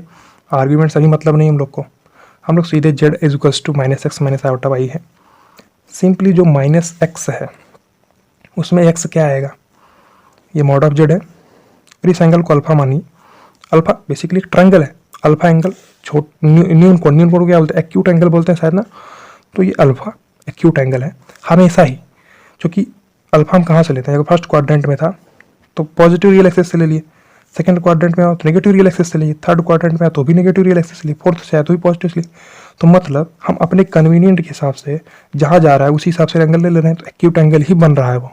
ठीक है, जेड इक्वल टू माइनस का एक्स है, एक्स क्या होगा mod Z cos of alpha, यानी माइनस का mod Z cos of alpha minus iota mod Z sine of alpha. कोई दिक्कत नहीं है इसमें, यहाँ पे फिर से हम लोग मॉड जेड बाहर ले सकते हैं, माइनस का कॉस अल्फा माइनस का आयोटा साइन अल्फा। बिल्कुल पिछले क्वेश्चन की तरह ही हम लोग यहाँ पे डिस्कशन स्टार्ट करने वाले हैं। तो ये चीज़ देखने को मिला। अब समझिए, कॉस के आगे भी माइनस, साइन के आगे भी माइनस, तो ये क्या चीज़ दर्शा रहा है, ये दर्शा रहा है कि हमारा जो कॉम्प्लेक्स नंबर है वो थर्ड क्वाड्रेंट में, और थर्ड क्वाड्रेंट में केवल tan पॉजिटिव होता है और tan के साथ कॉट भी पॉजिटिव होगा, लेकिन साइन और कॉस नेगेटिव होते हैं। तो ये क्या दर्शा रहा है कि हम थर्ड क्वाड्रेंट में कैसे पहुंच सकते हैं, पाई प्लस करके। तो कॉस भी नेगेटिव साइन भी नेगेटिव सेकंड यानी थर्ड क्वाड्रेंट में होगा, तो कुछ इस प्रकार से बन रहा होगा कि जिससे जैसे ओपन हो माइनस का कॉस अल्फा आ जाए। अब सिंपल देखिए, थर्ड क्वाड्रेंट में कैसे जा सकते हैं, पाई प्लस करके या 3π/2 माइनस करके। तो 3π/2 माइनस वाला हम लोग एग्जाम्पल के टाइम पे देख सकते हैं, क्योंकि एग्जाम्पल के टाइम पे हमारे पास अल्फा एक एंगल होगा तो विजुलाइज करने में थोड़ा आसानी होगी। यहाँ हम केवल पाई प्लस करके देखते हैं, पाई प्लस वाले से थोड़ा आसानी से दिख जाएगा। हम 3π/2 माइनस वाला करके नहीं दिखाएंगे एग्जाम्पल में, एग्जाम्पल में आप केवल पाई प्लस वाला करके देखिएगा और 3π/2 अपने आप से आप सॉल्व करते टाइम रिविजन करते टाइम देखिएगा। ठीक है, देखिए जेड है, मॉड ऑफ जेड है, माइनस का कॉस अल्फा, मतलब ये कुछ पाई प्लस अल्फा टाइप का रहा होगा, होना ही पड़ेगा इसको, cos of pi plus alpha होना ही पड़ेगा, या कॉस ऑफ 3π/2 माइनस समथिंग होना पड़ेगा, तभी थर्ड क्वाड्रेंट में आएगा। और थर्ड क्वाड्रेंट में आने के लिए ही इसको लिखा गया है, जिससे ही माइनस का कॉस अल्फा बन जाए। ये चीज़, ये पॉइंट क्लियर समझ में आ रहा है कि नहीं आपको। पाई प्लस अल्फा लिखेंगे, पाई प्लस का मतलब थर्ड क्वाड्रेंट, थर्ड क्वाड्रेंट में कॉस क्या होता है, नेगेटिव से खुलता है, तो माइनस के कॉस अल्फा। सेम उसी प्रकार से यहाँ भी माइनस का साइन अल्फा दिख रहा है आपको आयोटा के साथ में, सेम उसी प्रकार से iota sine of pi plus alpha रहा होगा, जिससे माइनस का cos of pi plus alpha यानी कि माइनस का cos alpha, sine of pi plus alpha यानी कि माइनस का साइन अल्फा। ये पॉइंट क्लियर हुआ कि नहीं अभी, बस यही चीज़ है। अब ये भी हमारा एक स्टैंडर्ड फॉर्म जैसा दिख रहा है, ध्यान से देखिए। ठीक है, अब पाई प्लस अल्फा देखिए, ये थोड़ा और इंटरेस्टिंग बन गया। अभी हम लोग देखो आर्ग्यूमेंट एम्पलीट्यूड की बात नहीं करें, हम लोग ट्रायंगल से डिस्कशन स्टार्ट किए और यहाँ तक पहुँचे। यहाँ पहुँचने के बाद हमको पाई प्लस अल्फा दिख रहा है, जो कि इसका आर्ग्यूमेंट है। मतलब अगर ये एंगल अल्फा है, अभी तक हम अल्फा को एंटी क्लॉकवाइज कुछ नहीं बोल रहे थे, बस हम ट्रायंगल का एक एंगल मान के चल रहे थे उसको। अब पाई प्लस अल्फा देखिए, ये पूरा एंगल है पाई प्लस अल्फा। पाई प्लस अल्फा क्या है, एंटी क्लॉकवाइज में, तो इसका आर्ग्यूमेंट है जो कि ओपी लाइन को टच कर रहा है ये एंगल पाई प्लस अल्फा करते हुए, ओपी लाइन को टच कर रहा है पाई प्लस अल्फा करते हुए। तो पाई प्लस अल्फा क्या है, इसका एक आर्ग्यूमेंट है। तो पाई प्लस अल्फा क्या है, इसका एक इसका आर्ग्यूमेंट है, कोई दिक्कत नहीं, इसका आर्ग्यूमेंट है। एक आर्ग्यूमेंट इसका ये भी है, प्रिंसिपल वैल्यू ऑफ आर्ग्यूमेंट नहीं है, आर्ग्यूमेंट है बट ये एम्पलीट्यूड ऑफ जेड नहीं है, ये एम्पलीट्यूड ऑफ जेड नहीं है। क्यों, क्योंकि एम्पलीट्यूड ऑफ जेड होता है माइनस के पाई से पाई के बीच में आता है, पाई इंक्लूडेड होता है, बट यहाँ पे पाई प्लस अल्फा है, तो ये एम्पलीट्यूड ऑफ जेड नहीं है। ये पॉइंट समझ में आया आपको। अब देखिए, अभी हम लोग ऊपर में एक डिस्कशन किए हैं ये वाला, ठीक है। तो ये डिस्कशन में था कि अगर कोई एंगल है हमारे पास क्लॉकवाइज में, तो 2 पाई में अगर हम उसको माइनस कर देंगे तो हमको क्या मिल जाएगा, उसका 30 डिग्री एंटी क्लॉकवाइज में है, तो 2 पाई में अगर माइनस कर देंगे तो हमको क्लॉकवाइज मिल जाएगा। ये चीज़ हम देख चुके हैं, मतलब कि 30 डिग्री था, पूरा 2 पाई माइनस 30 डिग्री कर दिए, तो इतना एंगल क्लॉकवाइज है। तो 11π/6 क्लॉकवाइज लिखा है, इसका मतलब कि ऑटोमेटिकली माइनस का 11π/6 है। तो वही चीज़ हम लोग को यहाँ भी करना है। ये पाई प्लस अल्फा क्या था, एंटी क्लॉकवाइज था, एंटी क्लॉकवाइज था, आर्ग्यूमेंट था, but principal value of argument नहीं था। तो उसको प्रिंसिपल वैल्यू ऑफ आर्ग्यूमेंट में कैसे कन्वर्ट करेंगे, क्योंकि प्रिंसिपल वैल्यू ऑफ आर्ग्यूमेंट के लिए ये वाला एंगल होना चाहिए। हम लोग डिस्कशन ट्रायंगल से शुरू किए, पहुँचे कहाँ तक, आर्ग्यूमेंट तक, तब हम जाके कंक्लूड करेंगे, ठीक है। केवल फर्स्ट क्वाड्रेंट को देख के कंक्लूड नहीं करेंगे। देखिए पाई प्लस अल्फा है, एंटी क्लॉकवाइज है, तो इसका मतलब ही है कि अगर हम 2 pi minus pi plus alpha कर देंगे तो क्या हो जाएगा, 2 pi minus pi plus alpha यानी पाई माइनस अल्फा। ये क्या हो जाएगा, पाई माइनस अल्फा क्लॉकवाइज। कोई दिक्कत नहीं, बिल्कुल सही है कि पाई प्लस अल्फा अगर एंटी क्लॉकवाइज है तो पाई माइनस अल्फा क्लॉकवाइज होगा, क्योंकि 2 पाई माइनस कर सकते, जैसे 30 डिग्री एंटी क्लॉकवाइज था तो 2 पाई माइनस 30 डिग्री क्लॉकवाइज होगा, इसमें कोई भी गलती नहीं है। तो पाई माइनस अल्फा क्लॉकवाइज होगा। अब पाई माइनस अल्फा क्लॉकवाइज है ये लिखना, या माइनस का पाई माइनस अल्फा डायरेक्टली लिख देना, दोनों ही केसेस सही हैं। तो माइनस का पाई माइनस अल्फा डायरेक्टली लिख सकते हैं आप, चूँकि 11π/6 क्लॉकवाइज या माइनस का 11π/6 डायरेक्टली लिखना, दोनों ही चीज़ें सही हैं। क्लियर है, वही चीज़ है यहाँ पे। इसको क्या लिख सकते हैं, अल्फा माइनस पाई या माइनस का पाई, दोनों चीज़ें सेम ही है, माइनस का पाई माइनस अल्फा या अल्फा माइनस पाई। तो ये भी एंगल हमारा क्या है, अब जाके ये एम्पलीट्यूड बन गया, अब जाके ये प्रिंसिपल वैल्यू ऑफ आर्ग्यूमेंट बन गया। ये पॉइंट समझ में आया, मतलब सेम ही है कि पाई प्लस अल्फा एंटी क्लॉकवाइज था, इसको हमने कन्वर्ट किया पाई माइनस अल्फा क्लॉकवाइज। ये दोनों चीज़ें सेम है, पाई प्लस अल्फा एंटी क्लॉकवाइज बोलिए या पाई माइनस अल्फा क्लॉकवाइज बोलिए। ये डिस्कशन ऊपर में देखिए, 30 डिग्री एंटी क्लॉकवाइज बोलिए या 11π/6 क्लॉकवाइज बोलिए।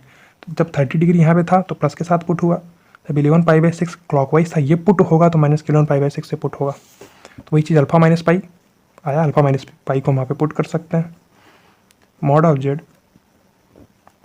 Cos of alpha minus pi, pi plus alpha की जगह पे, क्योंकि पाई प्लस अल्फा एंटी क्लॉकवाइज था और अल्फा माइनस पाई नहीं, पाई माइनस अल्फा क्लॉकवाइज है, और पाई माइनस अल्फा का मतलब ही अल्फा माइनस पाई, ठीक है, plus iota sine alpha minus pi, ठीक है।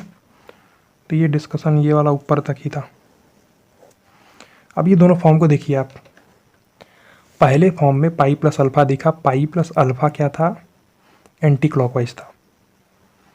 Clear, pi plus alpha anti clockwise था, वो आर्ग्यूमेंट था, but principal value of argument नहीं था, यानी एम्पलीट्यूड नहीं था, केवल आर्ग्यूमेंट था। वहीं पे हमने उसको कन्वर्ट करके उसको हम प्रिंसिपल वैल्यू ऑफ आर्ग्यूमेंट बना दिए, बन गया। अब यहाँ पे जो अल्फा माइनस पाई है और ये अल्फा माइनस पाई, ये दोनों ही क्या है, एम्पलीट्यूड ऑफ जेड है, यानी कि प्रिंसिपल वैल्यू ऑफ आर्ग्यूमेंट है। पॉइंट हुआ क्लियर, एक बार फिर से देख लीजिए कि कोई एंगल आपके पास है एंटी क्लॉकवाइज में और 2 पाई में अगर उसको माइनस कर देंगे तो हमको क्लॉकवाइज मिल जाएगा। देखिए 30 डिग्री क्या था, एंटी क्लॉकवाइज, पूरे 2 पाई में से 30 डिग्री माइनस करेंगे तो हमको ये वाला बड़ा वाला एंगल मिलेगा जो कि क्लॉकवाइज में है, यानी कि 11π/6 क्लॉकवाइज लिखना है या माइनस का 11π/6 लिखना, दोनों चीज़ें सेम ही हैं। तो वही चीज़ हम यहाँ पे किए, पुट कर दिए। फिर से ट्रायंगल से शुरू किए थे, पहुँच कहाँ गए, आर्ग्यूमेंट पर, एम्पलीट्यूड पर, कंक्लूड हो रहा है कि नहीं धीरे धीरे। अब देखिए इसका एक एग्जांपल लेके हम करके दिखाएंगे आपको पाई प्लस वाला, और आप होमवर्क में क्या करिएगा 3π/2 माइनस वाला। उसके बाद हम लोग फोर्थ क्वाड्रेंट को देख के एंड करेंगे इसको, ठीक है। डिस्कशन काफ़ी बड़ा हो जा रहा है, ठीक है। एग्जांपल देखिए, अब थोड़ा फास्ट करेंगे। एग्जांपल क्या, जेड हमारे पास माइनस का 1 माइनस का √3 आउटा, सिंपली बस इसको प्रदर्शित कर देना। ये ओ लाइन है, ये ओपी लाइन है, वो पॉइंट था, ये 1 है, ये क्या है √3 है। बेसिकली ये एंगल कितना होगा 60 डिग्री यानी π/3 होगा। और ये इसका आर्ग्यूमेंट होता है थीटा। थीटा क्लॉकवाइज इसका आर्ग्यूमेंट है, आर्ग्यूमेंट नहीं एम्पलीट्यूड है, प्रिंसिपल वैल्यू ऑफ आर्ग्यूमेंट है। मतलब कि माइनस का थीटा लिखेंगे अगर लिखेंगे तो, ठीक है। जेड हमारा क्या हो जाएगा 2, इसका मैग्नीट्यूड होगा, मॉड जेड क्या होगा 2 ही तो होगा, -1 का स्क्वायर प्लस माइनस का √3 का होल स्क्वायर, ठीक है। तो ये क्या हो जाएगा -2 cos ऑफ π/3 माइनस का आयोटा इंटू 2 साइन ऑफ π/3। कोई दिक्कत नहीं है इसमें, 2 को रखिए बाहर, minus cos π/3 minus iota sine π/3। अब देखिए यहाँ भी आपके पास दो रास्ते हैं, आप पाई प्लस करके पहुँच सकते हैं या 3π/2 माइनस करके पहुँच सकते हैं। बट आप 3π/2 माइनस करेंगे तो आप ये क्या 60 डिग्री था, तो आप 3π/2 माइनस 30 डिग्री करेंगे तभी जाके इस पे पहुँच पाएंगे। तो 3π/2 मैं वाला आपके ऊपर छोड़ रहा हूँ, क्योंकि पिछला वाला क्वाड्रेंट को देख के 3π/2 माइनस करके देखिएगा, वहाँ पे हम लोग π/2 प्लस करके देखे थे, ठीक है। मैं एक करके दिखा रहा हूँ आपको, पाई प्लस करके 2 cos ऑफ पाई प्लस π/3 रहा होगा।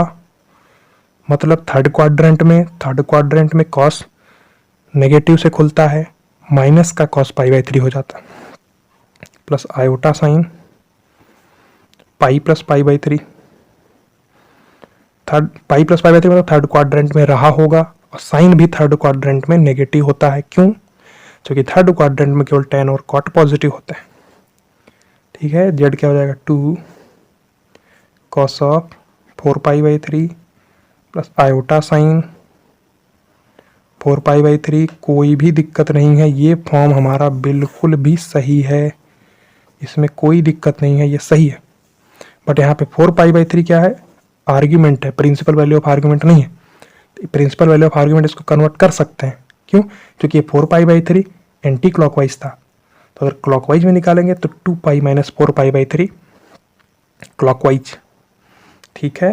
एक बार फिर से आपके लिए लिख देते हैं, 4π/3 था एंटी क्लॉकवाइज, इसका मतलब 2π माइनस 4π/3 हो जाएगा क्लॉकवाइज में, या 2π/3 क्लॉकवाइज। और 2π/3 क्लॉकवाइज का मतलब ही क्या है माइनस का 2π/3। अगर लिखेंगे तो माइनस का 2π/3 लिखेंगे, क्योंकि क्लॉकवाइज का मतलब ही नेगेटिव होता है।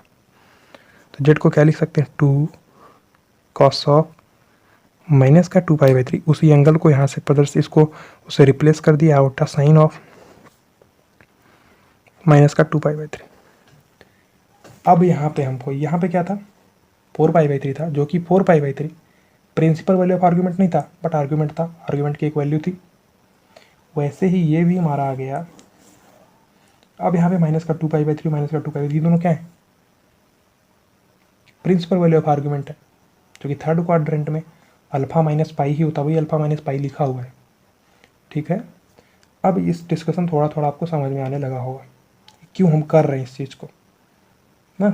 हम लोग जस्टिफाई कर रहे हैं कि जो रिजल्ट लिखा जाता है वो रिजल्ट ऐसे अंधे में थोड़ा लिख दिया गया, अंधे में तीर मारना, फर्स्ट क्वाड्रेंट में निकाल लिए, उसी से ही बोल दिए कि सब क्वाड्रेंट में ऐसा हो गया, ठीक है।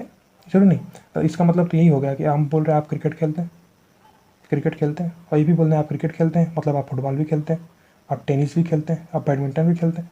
इसका मतलब तो यही, आप फर्स्ट क्वाड्रेंट में मतलब आप क्रिकेट खेलते हैं, तो क्या हम ये बोल सकते हैं आप फुटबॉल भी खेलते हैं, टेनिस भी खेलते हैं, बैडमिंटन भी खेलते हैं? नहीं बोल सकते ना। हम लोग जस्टिफाई करेंगे उसको कि आप क्रिकेट खेलते हैं तो आप ये भी खेलते हैं, उसको जस्टिफाई करना पड़ेगा, ठीक है। वही चीज़ हम लोग कर रहे हैं। थर्ड क्वाड्रेंट में चल के हम लोग देख लिए, अब ये डिस्कशन नहीं मिलेगा आपको कहीं भी। आप यूट्यूब पे सर्च कीजिएगा polar form of complex number. अगर आपको फर्स्ट क्वाड्रेंट डिस्कशन जहाँ से स्टार्ट होगा, डिस्कशन स्टार्ट होगा फर्स्ट क्वाड्रेंट से, उसमें आपको ये बताया जाएगा क्या कि x plus iota Y complex number है, R of cos theta plus iota sine theta, जहाँ पे आर उसके मॉडुलस का मान हो जाएगा और थीटा उसके आर्ग्यूमेंट की वैल्यू हो जाएगी। जरूरी नहीं वो theta principal value of argument हो, इतना ही डिस्कशन होता है। उसके बाद आपको एग्जाम्पल दिए जाएंगे, सपोज ये वाला एग्जाम्पल दिया जाएगा, वो कंक्लूजन के बाद में एग्जाम्पल दिया जाएगा। बट हमको ये कहाँ बोला गया कि हम थर्ड क्वाड्रेंट में होगा, तो जस्टिफाई कहाँ किए हम ये चीज़? हम केवल फर्स्ट क्वाड्रेंट को देखे और कंक्लूजन निकाल दिए, तो ये कहाँ तक किस हद तक सही हमको नहीं पता, लेकिन फिर भी आप ये डिस्कशन देखिए और समझिए, ठीक है। कहीं आपको डिस्कशन मिले इस टाइप का तो हमको भी बताइए, ठीक। ये समझ में आया, ये चीज़ क्लियरली समझ में आया। तो 3 क्वाड्रेंट तक हम लोग देख लिए। अब हम लोग को क्या देखना है, 4th क्वाड्रेंट देखना है, ठीक है। ये प्रिंसिपल वैल्यू ऑफ आर्ग्यूमेंट हो गया है, यानी एम्पलीट्यूड ऑफ जेड हो चुका है, ठीक है। अब देखिए, अब हम लोग चलते हैं 4th क्वाड्रेंट में। ये लास्ट केस है। हमारा कॉम्प्लेक्स नंबर कहाँ पे होगा, 4th क्वाड्रेंट में होगा। ये उसकी ओपी लाइन हो जाएगी। और इस पॉइंट को कैसे हम लोग प्रदर्शित करेंगे, एक्स कॉमा माइनस वाई, चूँकि वाई नेगेटिव जाएगा, जेड हमारा क्या एक्स माइनस आयोटा वाई, यही तो बनेगा। और वाई क्या है, क्योंकि बीच में माइनस लगा दिए तो वाई को भी पॉजिटिव होना ही पड़ेगा, क्योंकि जो इमेजनरी में चलने वाली डिस्टेंस और नेगेटिव हो रही है। एक्स ये लेंथ है और वाई ये लेंथ है। सिंपली आपको अभी फिर से मैं बोल रहा हूँ, यहाँ आर्ग्यूमेंट से स्टार्ट नहीं करना है, हम लोग आर्ग्यूमेंट तक पहुँचेंगे, उसके बाद हम लोग कंक्लूड करेंगे कि ऐसा होता है, ठीक है। अब देखिए, एक्स को आप लिखिए, एक्स को क्या लिखेंगे आप 2, क्योंकि मॉडुलस जेड है, 2 नहीं sorry mod Z cos of alpha minus iota mod Z sine of alpha. Simply mod Z क्या रखिए बाहर, cos of alpha minus iota sine alpha, ठीक है, क्लियर। अगेन देखिए, जो लास्ट की पिछली फॉर्म बनती तो कुछ इस प्रकार की फॉर्म बन रही थी। अब यहाँ पे हमारा कॉम्प्लेक्स नंबर है 4th क्वाड्रेंट में। 4th क्वाड्रेंट में केवल कॉस पॉजिटिव होता है, वो दिख रहा है, साइन नेगेटिव होगा, वो दिख रहा है। तो 4th क्वाड्रेंट में कैसे पहुँच सकते हैं, 2 पाई माइनस करके या 3 पाई बाई 2 प्लस करके, 3 पाई बाई 2 प्लस करके। आप देख सकते हैं हम 2 पाई माइनस करके दिखा रहे हैं, 3 पाई बाई 2। आप एग्जाम्पल अगला लिखेंगे तो एग्जाम्पल में आप करके देखिएगा, क्योंकि अल्फा का एंगल वहाँ पे पता रहेगा। मॉड जेड है cos of 2 pi minus alpha, क्योंकि कॉस पॉजिटिव बनाता है 4th क्वाड्रेंट में, कॉस के साथ सेक भी पॉजिटिव बनाता है, plus iota sign 2 pi minus alpha. ये बिल्कुल सही है, कोई भी दिक्कत इसमें नहीं है, ये बिल्कुल सही है, कोई भी दिक्कत इसमें नहीं है, ठीक है। लेकिन यहाँ पे जो 2 पाई माइनस अल्फा है, पूरा एंगल 2 पाई माइनस अल्फा, मतलब 2 पाई माइनस अल्फा ये क्या है, ये प्रिंसिपल वैल्यू ऑफ आर्ग्यूमेंट नहीं है, ये क्या है, आर्ग्यूमेंट ऑफ जेड की एक वैल्यू है, कोई भी वैल्यू हो सकती, ठीक है। बट वो प्रिंसिपल वैल्यू ऑफ आर्ग्यूमेंट नहीं है, यानी एम्पलीट्यूड ऑफ जेड नहीं है। यहाँ पे लिख देते हैं, ये एम्पलीट्यूड ऑफ जेड नहीं है। क्यों, क्योंकि एम्पलीट्यूड ऑफ जेड की वैल्यू माइनस के पाई से पाई के बीच में आती है, लेकिन यहाँ पे ये वैल्यू माइनस के पाई से पाई के बीच में नहीं आएगी, क्योंकि ये वाला एंगल है, ये पेंसिल से बना देते हैं, ये वाला एंगल है, ये है। अब चूंकि 2 pi minus alpha anti clockwise में था, इसलिए यहाँ पे लिखा गया ये 2 पाई माइनस अल्फा, ये पूरा 2 पाई माइनस अल्फा, ये वाला एंगल, बड़ा वाला एंगल कितना है, 2 पाई माइनस अल्फा। तो अब हम इसको कन्वर्ट कर सकते हैं अपने डिजायर्ड फॉर्म में। अपना डिजायर्ड फॉर्म क्या है, क्या है, प्रिंसिपल वैल्यू ऑफ आर्ग्यूमेंट या एम्पलीट्यूड, उस फॉर्म में इसको कन्वर्ट कर सकते हैं। तो उसको करने के लिए लिखेंगे यहाँ पे क्या, 2 पाई माइनस अल्फा क्या है, एंटी क्लॉकवाइज में है 2 पाई माइनस अल्फा, इसका मतलब 2 पाई माइनस का 2 पाई माइनस अल्फा, यानी कि अल्फा, इसको घटाएंगे 2 पाई माइनस 2 पाई प्लस अल्फा, 2 पाई कट जाएगा, बचेगा अल्फा। तो अल्फा क्या है, क्लॉकवाइज, अल्फा क्लॉकवाइज का मतलब ही क्या है, माइनस का अल्फा। समझिए, अल्फा क्लॉकवाइज लिखा हुआ तो ये नहीं लिखेंगे माइनस का अल्फा क्लॉकवाइज, अल्फा क्लॉकवाइज लिखने का मतलब ही है माइनस अल्फा, और माइनस अल्फा अगर लिख दिए तो यहाँ पे क्लॉकवाइज नहीं लगाएंगे, क्लियर। अभी इसको हम यहाँ पे पुट कर सकते हैं, mod of Z cos of minus alpha plus iota sine minus alpha, ठीक है। तो ये भी हमारा एक फॉर्म देखने को मिल रहा है। यहाँ पे 2 pi minus alpha principal value of argument नहीं था, लेकिन यहाँ पे माइनस का अल्फा ये प्रिंसिपल वैल्यू ऑफ आर्ग्यूमेंट यानी एम्पलीट्यूड है। ये क्या है, एम्पलीट्यूड ऑफ जेड है, ये एम्पलीट्यूड ऑफ जेड है यानी प्रिंसिपल वैल्यू ऑफ आर्ग्यूमेंट है। क्यों, क्योंकि ये माइनस पाई के बीच में आ रहा है, क्योंकि 4th क्वाड्रेंट में माइनस का अल्फा ही हमारा क्या होता था, प्रिंसिपल वैल्यू ऑफ। ये क्लियर हुआ।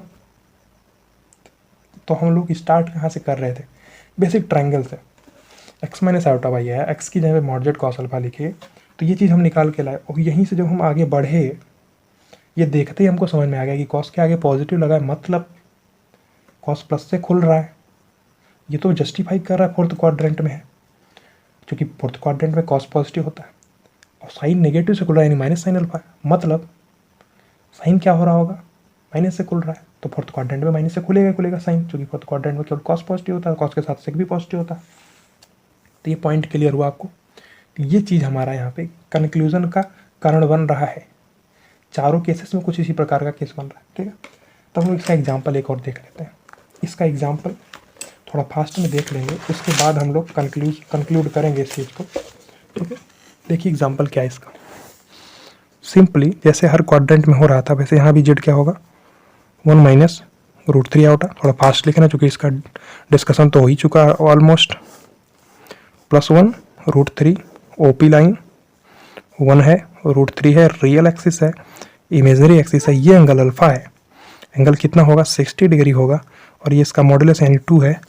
तो जेड को हम लोग क्या लिख सकते हैं, 2 cos of π/3 minus iota into 2 sine of π/3।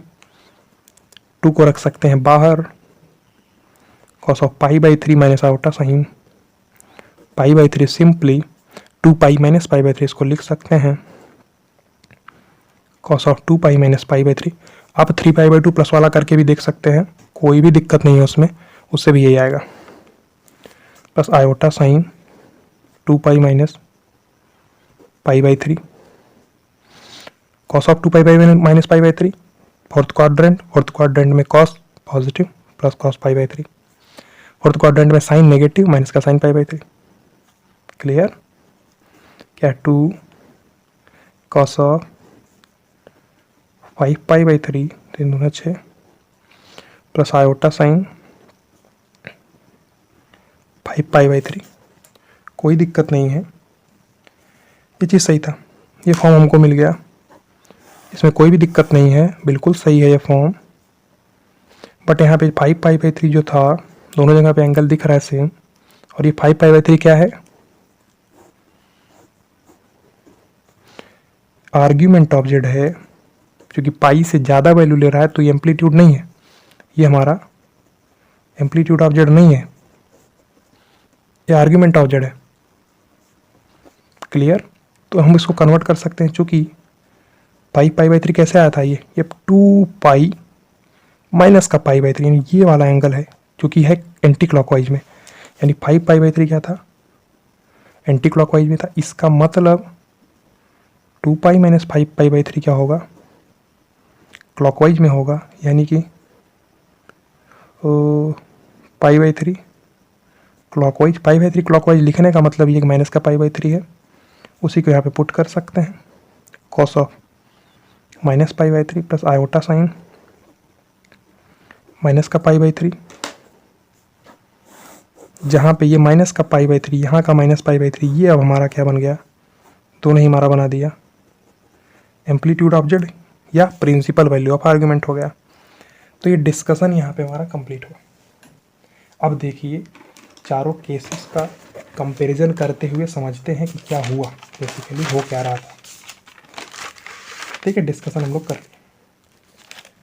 अब देखिए फर्स्ट क्वाड्रेंट में जो हमारा कॉम्प्लेक्स नंबर था, तो हम लोग ट्रायंगल से स्टार्ट किए, पहुँचे कहाँ तक, यहाँ तक, जहाँ पे cos theta plus iota sine theta, और थीटा हमको क्या दिख रहा था, उसका आर्ग्यूमेंट, ठीक है, या प्रिंसिपल वैल्यू ऑफ आर्ग्यूमेंट भी यहाँ पे दिख रहा है, कोई दिक्कत नहीं है। इस कंक्लूजन पे हम कहाँ से पहुँचे, ट्रायंगल से पहुँचे। आर्ग्यूमेंट का शुरू में कोई भी यूज नहीं किए हम लोग, सिंपल ट्रायंगल है, मॉडजेड है, थीटा है, उसी से हम लोग यहाँ पे पहुँचे हैं। तो ये फॉर्म हमको देखने को मिला, थीटा अगर इसका आर्ग्यूमेंट थीटा प्लस 2n पाई भी लिख सकते हैं, कोई दिक्कत नहीं। फिर एग्जाम्पल देखें हम लोग।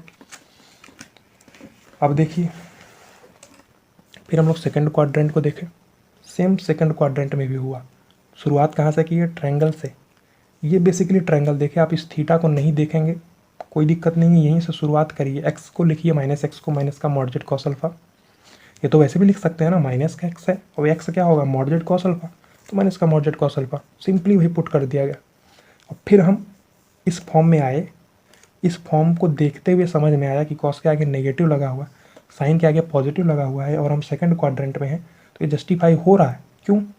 क्योंकि सेकंड क्वाड्रेंट में साइन पॉजिटिव होता है, तो हम लोग π/2 प्लस करके पहुंच सकते हैं, पाई माइनस करके पहुंच सकते हैं। दोनों पॉसिबल केसेस को हम लोग देख चुके हैं, पाई माइनस करके भी, π/2 प्लस करके भी, दोनों पॉसिबल केसेस में देख चुके हैं। तो ये केस हमको देखने मिला। इस केस में भी हमको एक चीज़ मिल गई, क्या?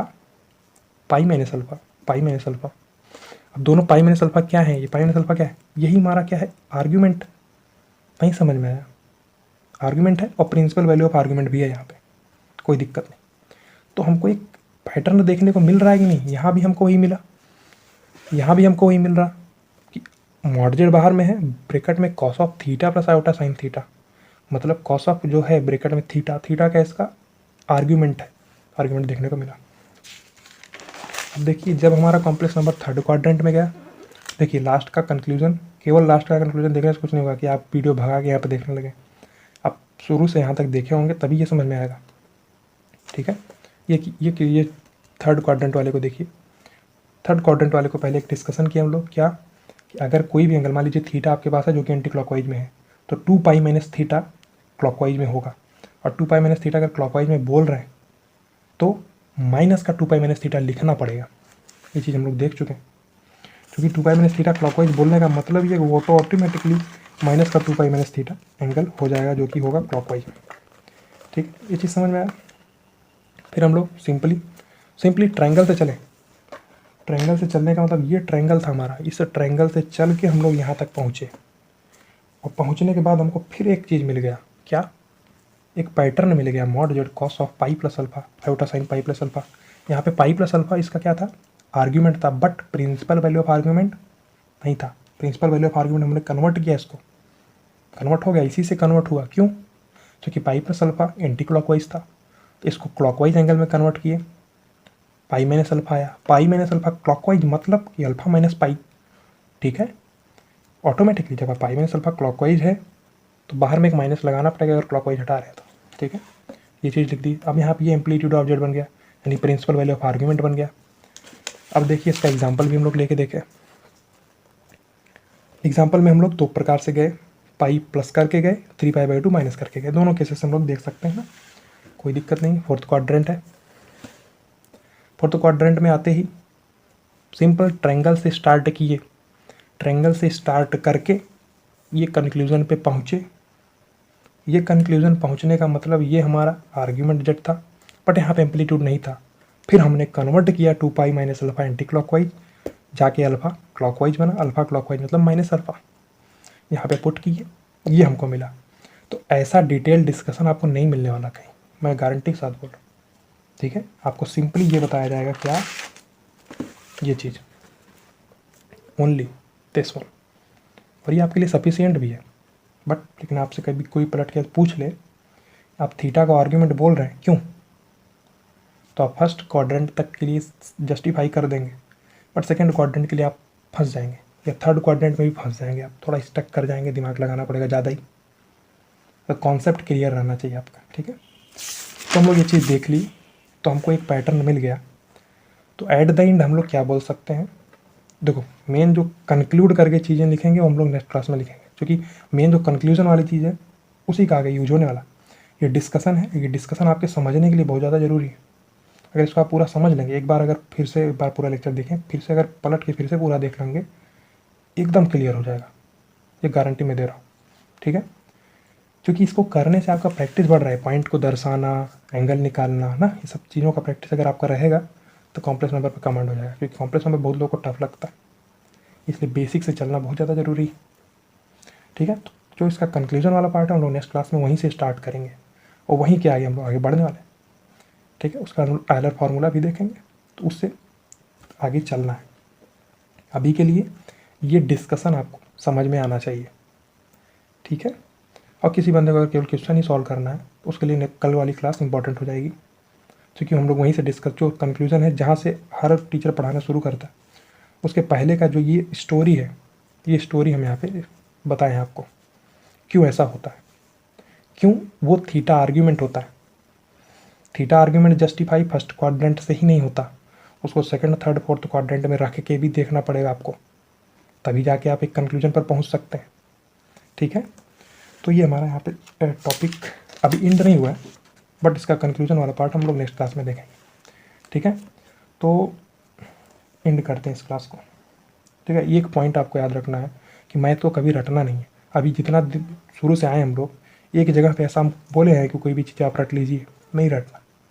मैथ में नहीं रटना कोई चीज़।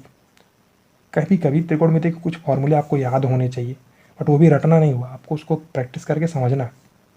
हर चीज़ का आपके पास प्रूफ होना चाहिए।